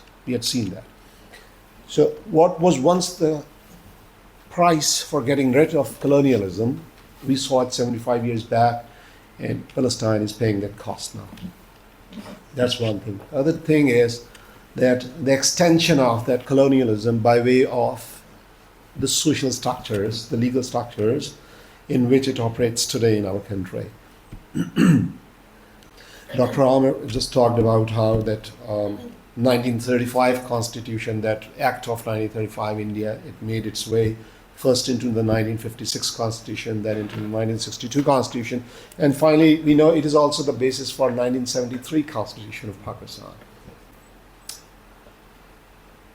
What we have been doing is that in the name of let's call it, I don't know if we call it decolonization or decolonization, which is akin to desanitization, kind of not getting rid of colonization actually in terms of structure, but trying to get rid or at least mitigate its poisonous effects.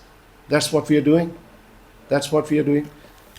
And in the last 75 years, I see now, it's the 26th time that we have, I don't know if it is confirmed or not, but we have changed it, basically our constitution. So, a constitution that was basically a legacy of colonialism that we have tried to change it 26 times. And each time we have tried to change it, it has worsened. It has actually mutilated the face of colonialism and made it more dangerous for our country. Just look at what has happened recently. What has happened with that 63A or whatever you call it. First it used to be that, if you cross the floor, democracy. In democracy, you don't do that. But now if you do that, you're not, first it used to be that you are going to be de-seated and your vote is going to be cancelled. Now we are saying that, well, you will be de-seated afterwards, but your vote is going to be counted for once. So, you know, the Western democracy, the ideals of Western democracy, which we already question, they have been worsened off. It's supposedly in a bid to decolonize, on a broader context. That's what these people are saying, that we are trying to get rid of these problems of the Constitution, which represented kind of Western ideals, which are not suited to our democracy. And what we have done in the name of Islamization, everybody knows that. What happened as a result of Eighth Amendment. That's one thing, how constitutionalism has been interfered with. Our constitution was a product of a colonial history. First thing is, and rather let me say there is an evidence that we struck at the constitution with vengeance because we wanted to sanitize it of the colonization poisons. Now look at the United States of America. We have just 75 years of history. Look at the United States of America. I think since 1774 you can count the number of years, like 250 years. And how many, I think 24 or 25, 24. So they have also tried to cleanse their constitution. That's kind of a cleansing, you know, improving it, cleansing it. But their constitution has sort of improved the life for their people, all of these amendments. For us, it has not happened in the same way. They had their own constitution. They had their own, they did not borrow any legacy from the British or any, although they were also a colony. They were also a colony. So that's one thing, that in terms of our constitutional history, our constitutional and administrative law, each time we try to get rid of the colonial legacy, we further exacerbate the situation. We worsen it off. These are the facts. You can go and check them. So to say, we have removed two lists of division of functions between the federal government and the provincial government in 2010. But we actually know that it has resulted in a lot of confusion for what is going to be now a federal subject and what is now going to be a provincial subject. You see? And we did it in the name of decentralization. So one thing. The second important thing, let's just state the facts. I think I might be a bit wrong in terms of the number of the years which I quote here, but I think it was 1950 that we became the members of this. In 1948 we were United Nations member, and then this IMF thing and the World Bank, it was in 1950. Yeah. But for I think it was after Ayub Khan took over, after 9 good years of the formation of Pakistan, that we first entered into bilateral agreements. The first agreement was with Germany.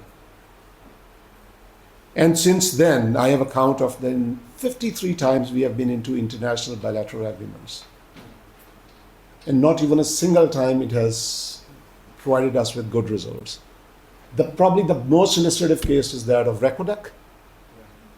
$6 billion का fine हुआ है हमें उसमें, the Australian जो थी company, and that was a bilateral agreement. The simple thing is, when you go into bilateral agreements, according to the international trade law, the writ of jurisdiction for any problems arising out of the enforcement of the contract, they go outside your judicial domain and they go into the international judicial domain. Yeah. And you have to abide by that. Yeah. So what is that? Recolonization, isn't it? Not decolonization. We are saying it is it decolonization, or are we going into recolonization? I think it's the 24th or 25th time that now we have gone this September, IMF new the new regime of IMF. 25वीं दफा हम जा रहे हैं. And what is going to happen as a result of that 7 billion that we are going to get this time, just to, as structural adjustment. Yes.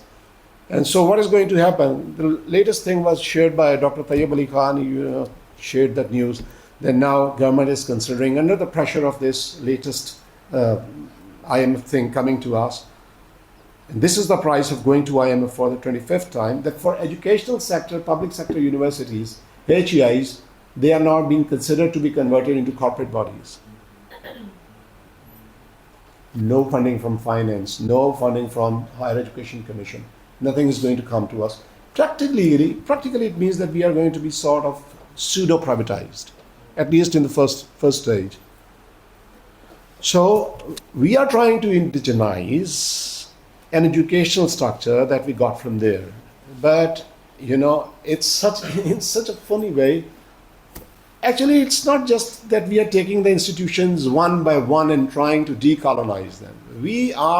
What we are doing actually in the name of decolonizing or, indigenizing the structures, what we are doing in the name of indigenizing, we are doing it under the terms and conditions which have been brought to us by,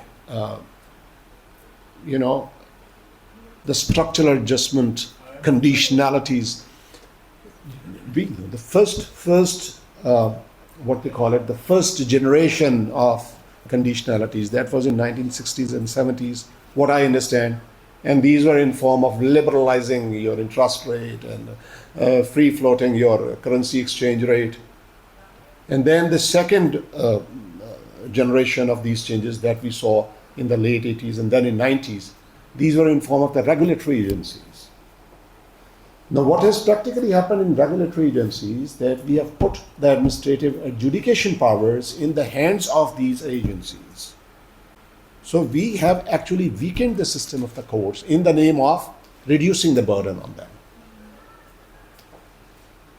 It's only a matter of discussion. It's a moot point that actually creating OGRA or creating PEMRA or creating Competition Commission of Pakistan or SCCP, these are all the products of 90s and 2000s, the last one being, I think, this Competition Commission in 2007. Whether they have actually facilitated in the name of regulation, they have actually facilitated the provision of public utilities to the public, or it has actually made it more difficult. This is a moot point. But all of these things have been done in the name of changing the structures, and I believe it has been more clumsy in terms of the effects that it has produced. So, responding to your original question, that how we can decolonize or how we can change the structures in the best interest of our own indigenous development, I think that is something. This is not something which can just put as a one-liner or two-liner answer to it. We cannot do that. The facts are stating something very, very dangerous. So decolonization, if not taken with care, and if it is not an organic kind of a solution or a movement that brews from bottom up, if it is not like that, then it can be a very dangerous proposition. As has been, I don't see any decolonization or structural desanitization, happening from bottom up. All of it has been happening top down. So the top down solutions, they don't work, because we all know where do they come from, basically. So this is, I don't have much knowledge about, this is not my specific area, decolonization. And that's a bunch of knowledge from this. Thank you, sir. Do we have More questions, please. Dr. Sabab, please. Tashrif hai. Sir, aa jaye. Mike, please. Dr. Ghalib, I think he was in the class. But he is the other intellectual we have in this area. Doctor, please. Dr. Ghalib, he's on faculty. My name is Radha, Resource Management Science from IAS. So, a little bit context before I ask my question. And one of my teachers is here, and he has also taught me things I'm going to share here, and you both have also mentioned. My question is about freedom. We discussed specifically, Sir Amir Said mentioned the freedom of speech and freedom of expression, and colonization have talked a lot about freedom. But what we have understood, and what I have personally understood after this presentation as well, that not just the colonized do not have a freedom. We know what kind of freedom we do not have, specifically mentally. But the colonizer also do not have a freedom when it comes to their nation, I would say. Because I have noticed this thing that they have an illusion of freedom, but they do not have freedom. Because the freedom that was presented to us, or the idea of freedom that was presented to us, it was presented through the education we have been through. We have an idea of freedom that we are a free country. They also have the same idea. We were taught that, they have also been taught that. But they have an illusion that whatever they are being taught, or you have also mentioned it multiple times, that they think that what they have is the most normal or neutral or objective stuff. So I really believe that they are also not free. So same with us. So when we want to specifically judge what freedom is, or if I say today that I want to be free, or I want to I just want to have my freedom back. I do not have an idea of freedom. So if I can get some idea of what freedom should be for a person, obviously we cannot have that as a nation until and unless we understand it ourselves. So I just want to have an idea what freedom would look like for a person out of all these things. Again, these are really, really challenging, good questions, mashallah. There is no such thing as absolute freedom. Nobody in the world has absolute freedom, right? So that doesn't exist. So this notion of absolute freedom that you can say or do or dress or behave in whatever way you want to is always constrained. Freedom has always been constrained by any society anywhere in the world. I completely accept your point though, and that is, the point that I made about the colonizer, that the type of freedom and what is understood by freedom is still within particular parameters. And freedom manifests itself differently in different spaces, in different cultural contexts, in different social environments. I don't think that you can have a notion of freedom that is going to cover every person's position in everywhere in the world. Now, a couple of points I want to make about that. First of all, freedom is, there are values embedded in that freedom of what you're talking about, right? So you're not just talking about a freedom to do anything that you want to say or do. You have still some notion of, in the context in which you live in, what that freedom might look like. So, to give a practical example, for me, living in the West, the types of freedoms that I'm talking about, for me personally, will look like the freedoms to manifest my religion in the way that I want to manifest it, to behave in the way that I want to behave, to make the choices that I want to make in the cultural context, in the way in which I want to live. If I take a family law example within English law, set the example of, let's say, forced marriage as a family law example, and the freedom to marry who you want to. English law would say it's completely against forced marriage and you are free to marry whoever you want to. Islam would say the same as well. You're against forced marriage, marry who you want to. English law's notion of how that freedom might manifest itself, though, to a Muslim woman, it might say, well, what you need to do is to leave your religion and to leave your family, and then you're free to marry who you want to. Whereas the freedom that I will understand it, and the way that I would want to be empowered to exercise my freedom in that context would be that I am supported as a Muslim woman, because that's what I am, within the family environment that I am, to exercise my freedom to marry who I want to and not to be forced to marry. So the practicalities of how that freedom, it's the same freedom, but it manifests very differently. The challenges that I might face living in Britain to my freedom, it's not the same challenges that you face here in the cultural context in which you live in and the way in which you manifest your freedom and want your freedom. So I don't think I can give you a definition of freedom that's going to say to you, well, this is what freedom is and that this is what we should all be looking for. And I think this is part of what decolonisation is trying to understand, is to understand your notion of freedom through the lived experiences that you have in the context in which you live, in the social environment in which you live.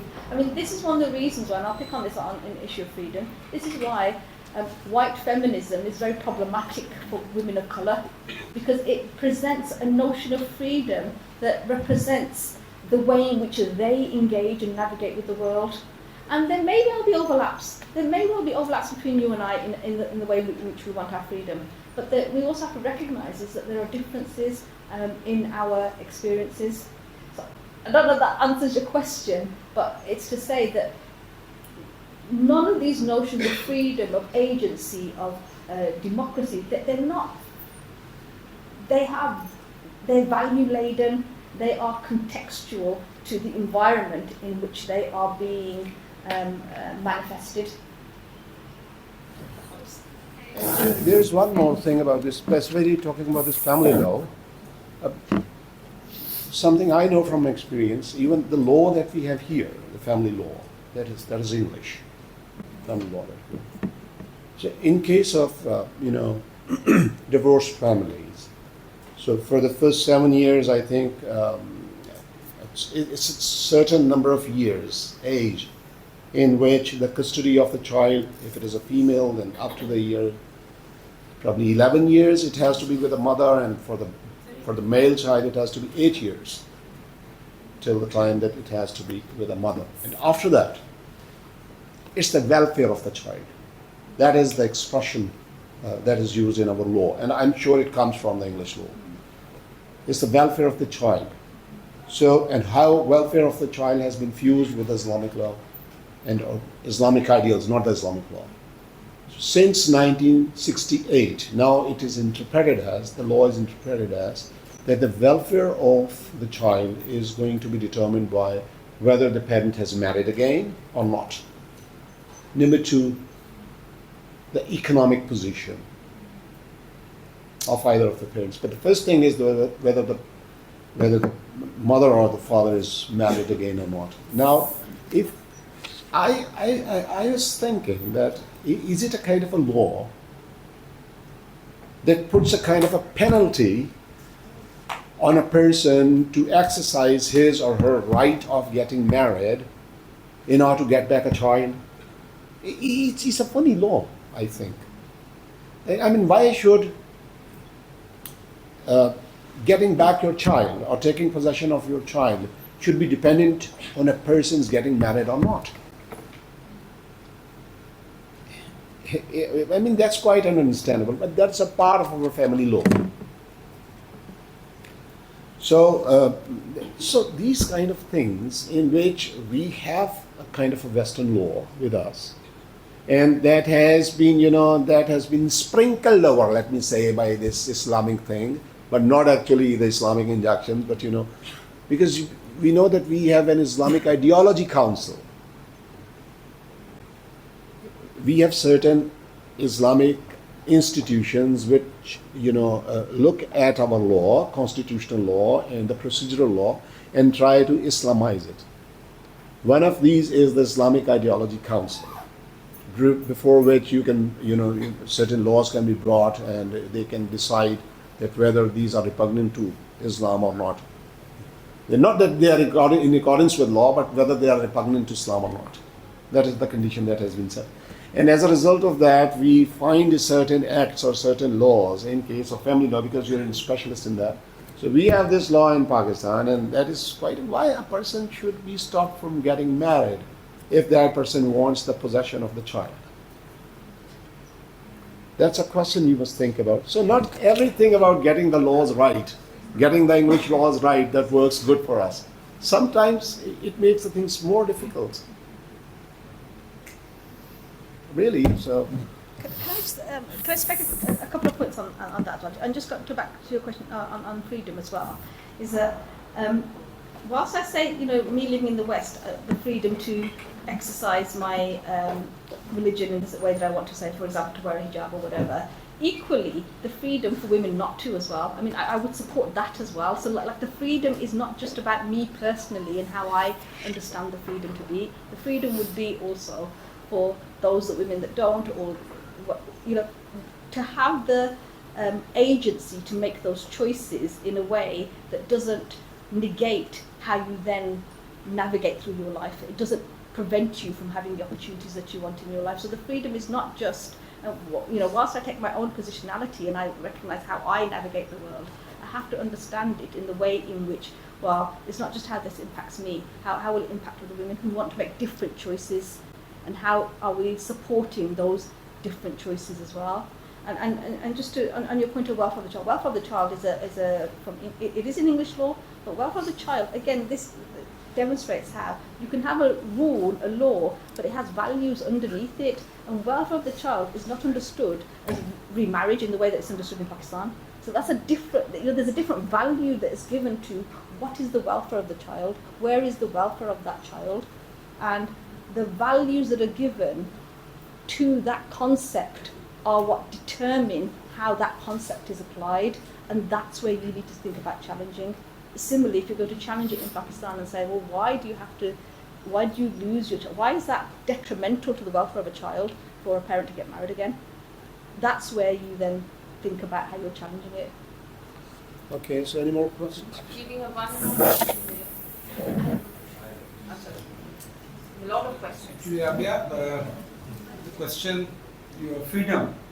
Basically, I feel that freedom, the concept of freedom, has emerged out of the belief in evolution. When you believe in evolution, it means that there was no creator. You created out of nothingness on your own. And now you want to be free because there is no restriction. Because if we believe in the concept of creation, that we have been created by somebody, then we will not decide what we have to do, what is our objective. Rather, the Creator will tell us why I have created you, and He then will set the limits on the freedom. He will tell you what is right and what is wrong.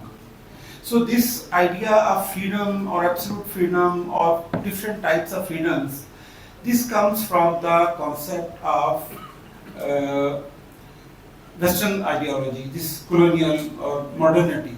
Because in Islam, there is no concept of freedom as such. Rather, it is the permission that has been given by the Creator to us, what we can do and what we cannot do. And He has given us so much liberties and allowances. We can do so much things in our life, although this is all on the name of bandagi. Whenever we are following the injunctions of Islam, for example, we are wearing a cloth, it is bandagi. It is not freedom. Because when Allah has allowed us to wear these different kinds of colors, whatever we do, we are doing bandagi. It is not freedom. We don't need freedom, in fact. Whatever God has allowed us, if we do that, this is bandagi, and this allows us to do whatever we want. So the problem with the West was that when the Dark Ages, that long time, in that time their life was restricted. They were denied these freedoms, freedom to do anything. So it was a reaction, and that is why their main pillar of ideology was freedom. You can see the Statue of Liberty and all these things. It is because of that thing, because they fear that whatever has happened with them, that regime has curtailed their activities and actions. So that is why they wanted absolute freedom, which was in fact not possible. My name is Shahruh Technologies, and before I ask my question, I have my 2 cents on this child welfare thing. Being a student of law, the rationale behind child welfare thing and its conditioning to either the question of either the parent has remarried or not, that is because it has its roots in Islamic law as well. Let's suppose there is a mother and who has a daughter of her own, and she wants to bear her custody. And if she has remarried, then her new husband is going to be the non-mahram for her child. You know, already having got. In case of a husband, let's suppose he has a son and now he is remarried or he wants to remarry. The wife of the father is going to be non-mahram for this grown-up kid or the kid who is to grow up in the future. So basically, this thing, in order to determine their sexual and social security, this has been kept in the law. So this is one legal rationale behind this. I'm not saying it is right or wrong, but this is one way of putting it. So coming towards my question, I have a question from Dr. Rehana. Ma'am, why don't we, talk about this religious colonialism, this Islamic colonialism that gentleman spoke about? Because it has its roots starting from probably, as per some historians, it starts from Medina, where the tribes were expelled, the indigenous tribes were expelled from their lands, the fields were torched, and the day the killings were done, the women were taken as sex slaves, and this is a pattern that is continued in the history as well.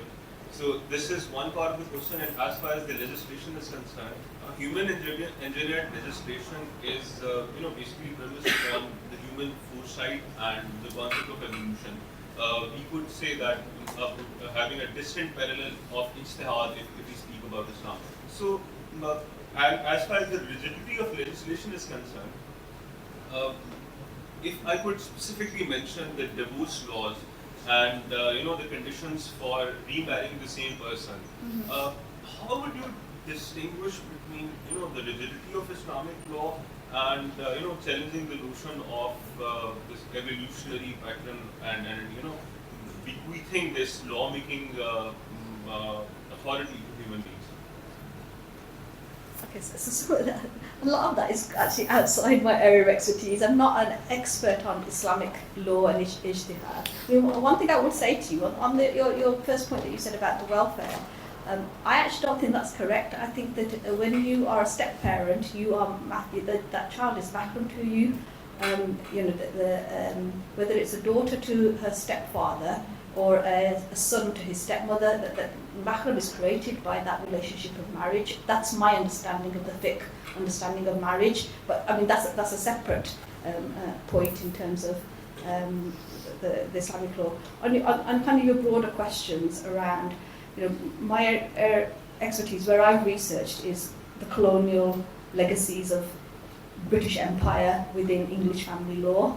I can expand that to Pakistan to some degree, but really I don't feel I have expertise to talk about colonisation of the English and to talk about Islamic and ijtihad, because these are all quite complicated things, and there's a huge amount of scholarship around the role of human beings in the interpretation of Quran. The fact that with fiqh we have a number of different interpretations, and the way in which the relationship between the law and Quranic injunctions, and there's a huge amount of proper scholarship that's done by people who are expertise. So I'd be really reluctant to try and comment on things that are really beyond my expertise. I mean, I barely speak Arabic fluently. I speak some Arabic, and I really think that, one thing I would say about this is that I think if this is something that you are interested in studying, then you have to study from the direct sources of Arabic. You have to have knowledge of the Arabic language to be able to properly study some of these things, and mine really comes from English sources. So I wouldn't be really comfortable in kind of responding to things that are beyond my expertise. Thank you very much. Dr. Rihanna, I'm Mubin Khalid. I'm a faculty member, retired faculty member, and currently I'm trying to complete my PhD. Okay, alhamdulillah.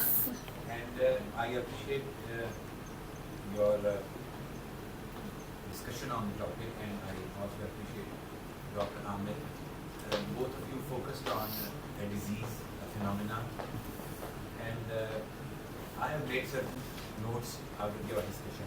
And if you allow me, I want to ask a simple direct question. Yeah. Because so many questions have been asked, and I think so many of the questions were deviated from colonialism. Yeah. They went into the offshoots of the topic. Well, out of so many notes that I have made, I have reached to a conclusion that both of you have highlighted the two dimensions of colonialism in terms of timeline. Yeah. Like Dr. Amir and you have highlighted and pointed out the past of colonialism Yeah. and the present state of affairs. Well, my question is very straightforward. I am expecting both of you to say a few words of some comments about the future of colonialism. Because what I have learned from the discussion that colonialism is a disease, it's a virus, and to use an analogy, it transforms itself into a new shape, Yeah. but it is not being cured of. Yeah. So the real problem, the purpose of your discussion is you have very rightly, amicably disclosed and exposed the aftermath, consequences of colonialism. Yeah. So I would request you, both of you, to say something about how to handle this disease, this phenomena, like Dr. Sidra pointed out. And is there any intellectual renaissance needed or some sort of revolution needed to overcome this problem? That's all. Do you want to go first? Sure, we'll just do. No, Am you I haven't clear spoken. about my question? You go first. That's a PhD thesis. Yeah, I know. That's an entire thesis. So actually, in one of my slides, I showed this concept of mental slavery,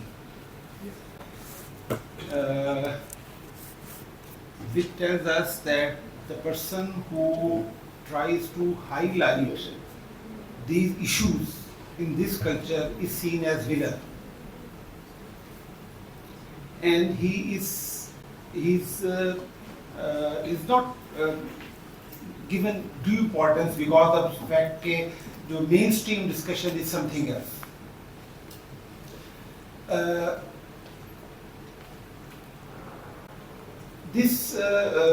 If you try to map this whole concept of colonization, it is not a matter of 100 or 200 years. It is a gradual change in mind and thought and ideas and modernity thoughts, where the concepts of the people moved from ethics to materialism, occupation, hegemony, instrumental control, rationality, and then they got hold of technology, and with brute force they killed the local people, robbed the societies, and accumulated all those wealth and resources with them. So it would not be that easy to reverse the process, but the reversal starts when we first start to think that there is a problem. When we recognize that there is a problem, the reversal starts. And people will start thinking about it, then people will start doing something about it. Of course, this whole process was not the brainchild of a single person. The concept spread, the people adopted and everything accepted, and then everyone contributed in that, and this happened. So I think this is a very good step, I would say, that realization of the problem is very, very important. If you realize, Dr. Saab is here, she knows that to treat a problem, first thing is diagnosis. Prognosis comes later. So if we start to realize and understand, try to understand and try to increase our knowledge about how this phenomenon of colonialism impacts ourselves, our society, the world, and then we feel the pain that this phenomena is perpetuating to other people and the society and everything. So I think this way, if we understand this problem and we make a resolve to do something about it, give a little bit whatever you can do. If this thing spreads and people come to know and then they adopt idea, I think this will go away, hopefully. Okay, so just kind of building on that, I asked myself then, well, what are our choices? Like, do we just say nothing and just carry on with Western hegemony? We just live the life that the West tells us and normalize that, and that's just part and parcel of our lives? And do we just therefore, if we think about Palestine, should the Palestinians just accept the colonization and just say, okay, well, that's what's going to happen and we should just roll over and accept it? Clearly not. That's not the position I'm going to take. Colonization has impacted every aspect of our lives, from the way in which, for me, I said I look at law, but your social institutions, your cultural institutions, the way in which you your identities, in every aspect of our lives, the way in which, like you mentioned, healthcare in the UK, we still have the issue of disproportionate numbers of black and brown women who die in maternity, higher than any other group. Black women at the top, next level, brown women. So it's there in the way in which health is understood, it's there in the way in which our social institutions are understood, it's there in the way in which our legal institutions are understood. And my point about saying that is that therefore I think everybody has a role to play, whether you are an academic, or you are a student, or you are an activist, or you're working with indigenous groups. Everybody has a role to play in how they might challenge the hegemony that comes from the West. And I'm not saying that everything about the West is bad. What I'm saying is, and this kind of links to the point that Dr. Amr made about, the reversal starts. I don't consider it to be a reversal because I don't think we can go back. I think what we need to do is to start thinking about how we're going to untangle the things that are detrimental to us as indigenous peoples to a particular land. How we're going to try to untangle that and move forward in a way in which we are better able to reflect what our communities want. And these are really hard and challenging questions. And one of the other things about current colonialism, which I would say is different from historical other types of colonialism, is its strong connection with capitalism, with the capitalism's aim of profit above everything else and extracting of resources from wherever in order to achieve those profits. There's a very strong connection between colonialism in its recent history and capitalism, and how we go back to trying to creating self-determination for us within the societies that we live in. And I just think these are really, really challenging, and everybody has different roles to play. I would also like to add a little bit to this question, because future is also is important to think about. And हमारे जो sir Mubin है, he's very good in taking notes, and that is why his question seems to be like a concluding question. Nothing that I'm not taking any questions anymore. We're also having a lunch after this, so you can always interact with our key speakers there and the lunchtime. I would just like to add a little bit to this future. Building upon what Dr. Ahmed and Dr. Han has already said, that everybody has a role. So if I'm an academic, I have to write papers on it. I have to do relevant research on it. If I'm an activist, then I have to make some protest on whatever is going on. So we need to understand. But I keep listening to the people making a lot of noise, but not actually doing something. So how many people have got any papers written on colonialism and post-colonialism? All of us are being affected by it. I'm very much excited to see Dr. Rehana's project of how she's looking at connecting Islamic laws and English laws and how is it affecting families. So I think that's the way we need to adopt. Talking, and doing nothing, I believe is, this talking was important because this is stimulating some thoughtful experiences in our minds. But we have to take it forward. If we end the discussion here with only talks, nothing is going to change. So some action, I always believe in action, and I would certainly reiterate Dr. Rihanna's point, not everything coming from West is wrong. They have also taken a lot of good things from our religion, from our Islam. We have some things written on their quotes which is taken from Islamic principles. So they also try to extract something. So blaming West all bad is something that I'm against of, because I believe that we need to take good from wherever it is possible. So this is my take on it. So should we end the discussion here? And you are welcome to join on the lunch. चलिए आमना भी है फिर एक और भी है. Very crisp one, please. Okay. My question is actually related to what Dr. Sidra has said, and as you mentioned repeatedly that colonization has actually influenced every aspect of our life. So, as a researcher, I want to ask that can we look at those decolonizing methodologies? Do we have such decolonizing methodologies that we can opt or use in our research to actually break that westernized knowledge, or I would say that the techniques that we use in our research are definitely coming from the West. Yes. So they do claim the ownership of the knowledge, or making the things normal for us, or making us work on those techniques that have been not indigenized but have been initiated by those researchers back then.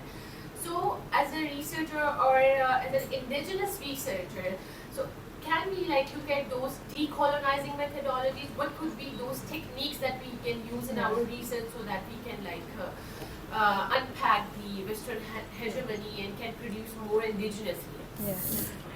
I think that's a really, really good question. I mean, part of this is speaking to my own, in many respects, lack of knowledge. I'm part of British academia, Western academia, so my knowledge comes from Western academia, but I know that there is plenty of academic knowledge that's been produced in African countries. There's plenty of coming from India about decolonialism. There's plenty of knowledge coming from South America. So there is knowledge out there. The fact that I'm not accessing it is actually problematic on my part. That's something that I want to now try to rectify in my own work, that I am using the sources of those that are the colonized rather than the colonizer, and it is out there. It's part of the work that I want to do, is to try and look at it. I mean, one of the things I would really love to do is to look at the colonial legacies within Pakistan, but I want to speak to Pakistani academics who have researched on that, and to take the knowledge from them. It's there. It's whether we access it. And the second point I want to make about the fact that you've raised about using Western academia and Western knowledge. And again, I'm not saying don't use it in any way, but when I write a paper and I cite people, that is a political position that I'm taking, because when you cite somebody and you say, I've taken this person's work, you're saying that this person's work is intellectually superior enough for me to have included it. And when we cite the same people, and this is part of what's happening in Western universities, they're saying, we're always citing white men as the foundations of knowledge. When we keep citing the same sources, and that's why I try to go to people like Alpana Roy, somebody who is, of coming from the kind of communities that I want to use, is that it then starts to, and this is a long process, it's not going to happen overnight, but in academia we should be going to the sources of people who we're writing about, and we should be citing those sources, because that's what's going to start bringing their work as being part of the intellectual body of work that's there.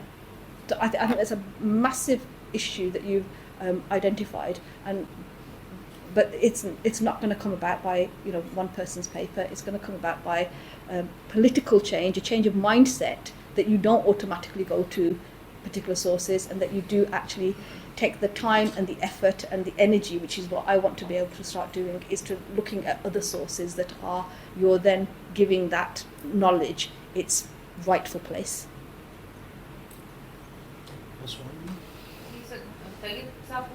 I have a small comment about that. Actually, we are in the certain kind of paradox. To be read, to be widely published, to be cited, to be published in the impact factor journal. We just not only need to have a competency in the English language. Yeah. We need to have a competency in the kind of the reason on which the Western knowledge has been developed. Like we have conducted all of this communication in the English language. Yeah. Etymologically, we are constrained by the word and the reasoning which the West is using. So it is not the question about the epistemology on the language, the culture, epistemology, ontology, and methodological rigor aspect. The kind of the knowledge which has been produced on the base of that kind of the reason to be, if I being an academic being published, so I need not only about the developing my English language competency, I need to develop that I need to understand the epistemology and ontology as well. And second is about the word decolonization. The word colonization is there. I felt like it's a kind of a vengeance or the pain which is there. Even if you are reacting to that thing, you are seeking certain kind of an approval from those people who have done that thing. And that makes you a certain kind of inferior in terms of the creating and disseminating that knowledge. Rather than having the two blocks, which are basically, the one block is trying to find their legitimacy right now and having a certain kind of reaction to that thing. But what about the basis of creation of that knowledge? What are those authentic sources which can create, which can see the problems and the world problems in a different manner? And for that purpose, you need to have a very dialogue between the colonial or the decolonial or the recolonial, rather than looking into the different school of thought. I thought that we need to have a third space. The third space which create a different kind of knowledge, and that knowledge developed on the basis of those kind of things. But the right now, if I want to get promotion, get published, I need to buy their reason then. Academy of, like in our field, organization management, Academy of the Management is the top one, which are basically building up those kind of theoretical foundations. So normally whenever I've heard that these decolonization, even if you have your use the word hegemony, these are kind of reactive. I found it quite a kind of reactive, rather than having an authentic source. Instead, etymologically, you are restricted to that kind of a language. So that's my, even the experience of the post-colonialism is not the same. Like also you can see Australia and America have a different kind of the post-colonial experience. Even Australia still, the king is still the state, the head of the state. Pakistan, since Pakistan has certain kind of a religious homogeneity, which has a very different kind of experience. I thought unless we are not able to develop authentic theoretical foundations to see the world in a different view, I think these movements are quite reactive and built on certain kind of a vengeance.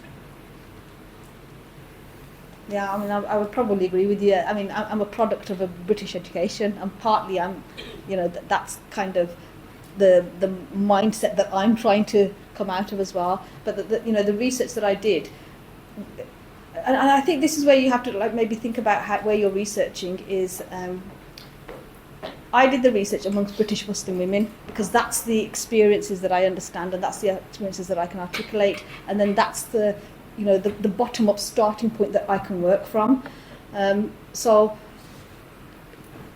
I completely accept all your challenges, and actually, in this last year, I really felt that challenge with the situation in Palestine, because the situation in Palestine, for me, in a Western university, has exposed how limited I have actually been, how limited my voice has been, how limited my thoughts have been, how shut down I have been in being able to even articulate that this is a settler colonial state. So I think those limitations are absolutely, really, really there and challenging. And I don't have an answer to you other than the fact that as a starting point, I at least recognise that they're there. I recognise that that's the start. But I think you're best placed to do your research in your own communities and in your own localities, and that research shouldn't be Western academics coming here and deciding on what the issues are. They need to be coming from your own experiences. I'm happy to see a lot of questions still there, and I'm sure it's the sensitivity of the topic that requires a lot of questions and discussions. That is why I want to continue this discussion to the lunch session, where you're welcome to join and you can continue our discussion. We won't let Dr. Rihanna eat anything, and we will keep talking to her about all these issues. So let's continue these discussions over lunch, and I would request Dr. Kashif ji, beta lunch pe join kar lijiyega. It's been already very late. We were actually planning to finish by 1 a.m. Sorry, so p.m. 1 बजे तक हमने खत्म करना था, but we are running short of time. So you are very welcome to join us there. I would request Dr. Kashif to give us some concluding notes and note of thanks. I shouldn't be taking long now. Actually, the best thing is to join all of us which are sitting here. I believe we can, be together on lunch, and we can talk about the things. If you have any questions from the speakers, you can ask them on the lunch. And that was a brilliant discussion. The beauty of the argument was there. There were things on which we concurred, and there were things on which we had kind of different positions that we took, as you might have noticed. So that is the beauty of the argument, and that was brilliantly woven into today's session. And I thank you all very much, the faculty, the postgraduate students, for bearing with us in a way, right? Many of us have not been able to do so, I can see that. So we have a thinning hall. So let's meet over the lunch. All right? Okay, thank you very much.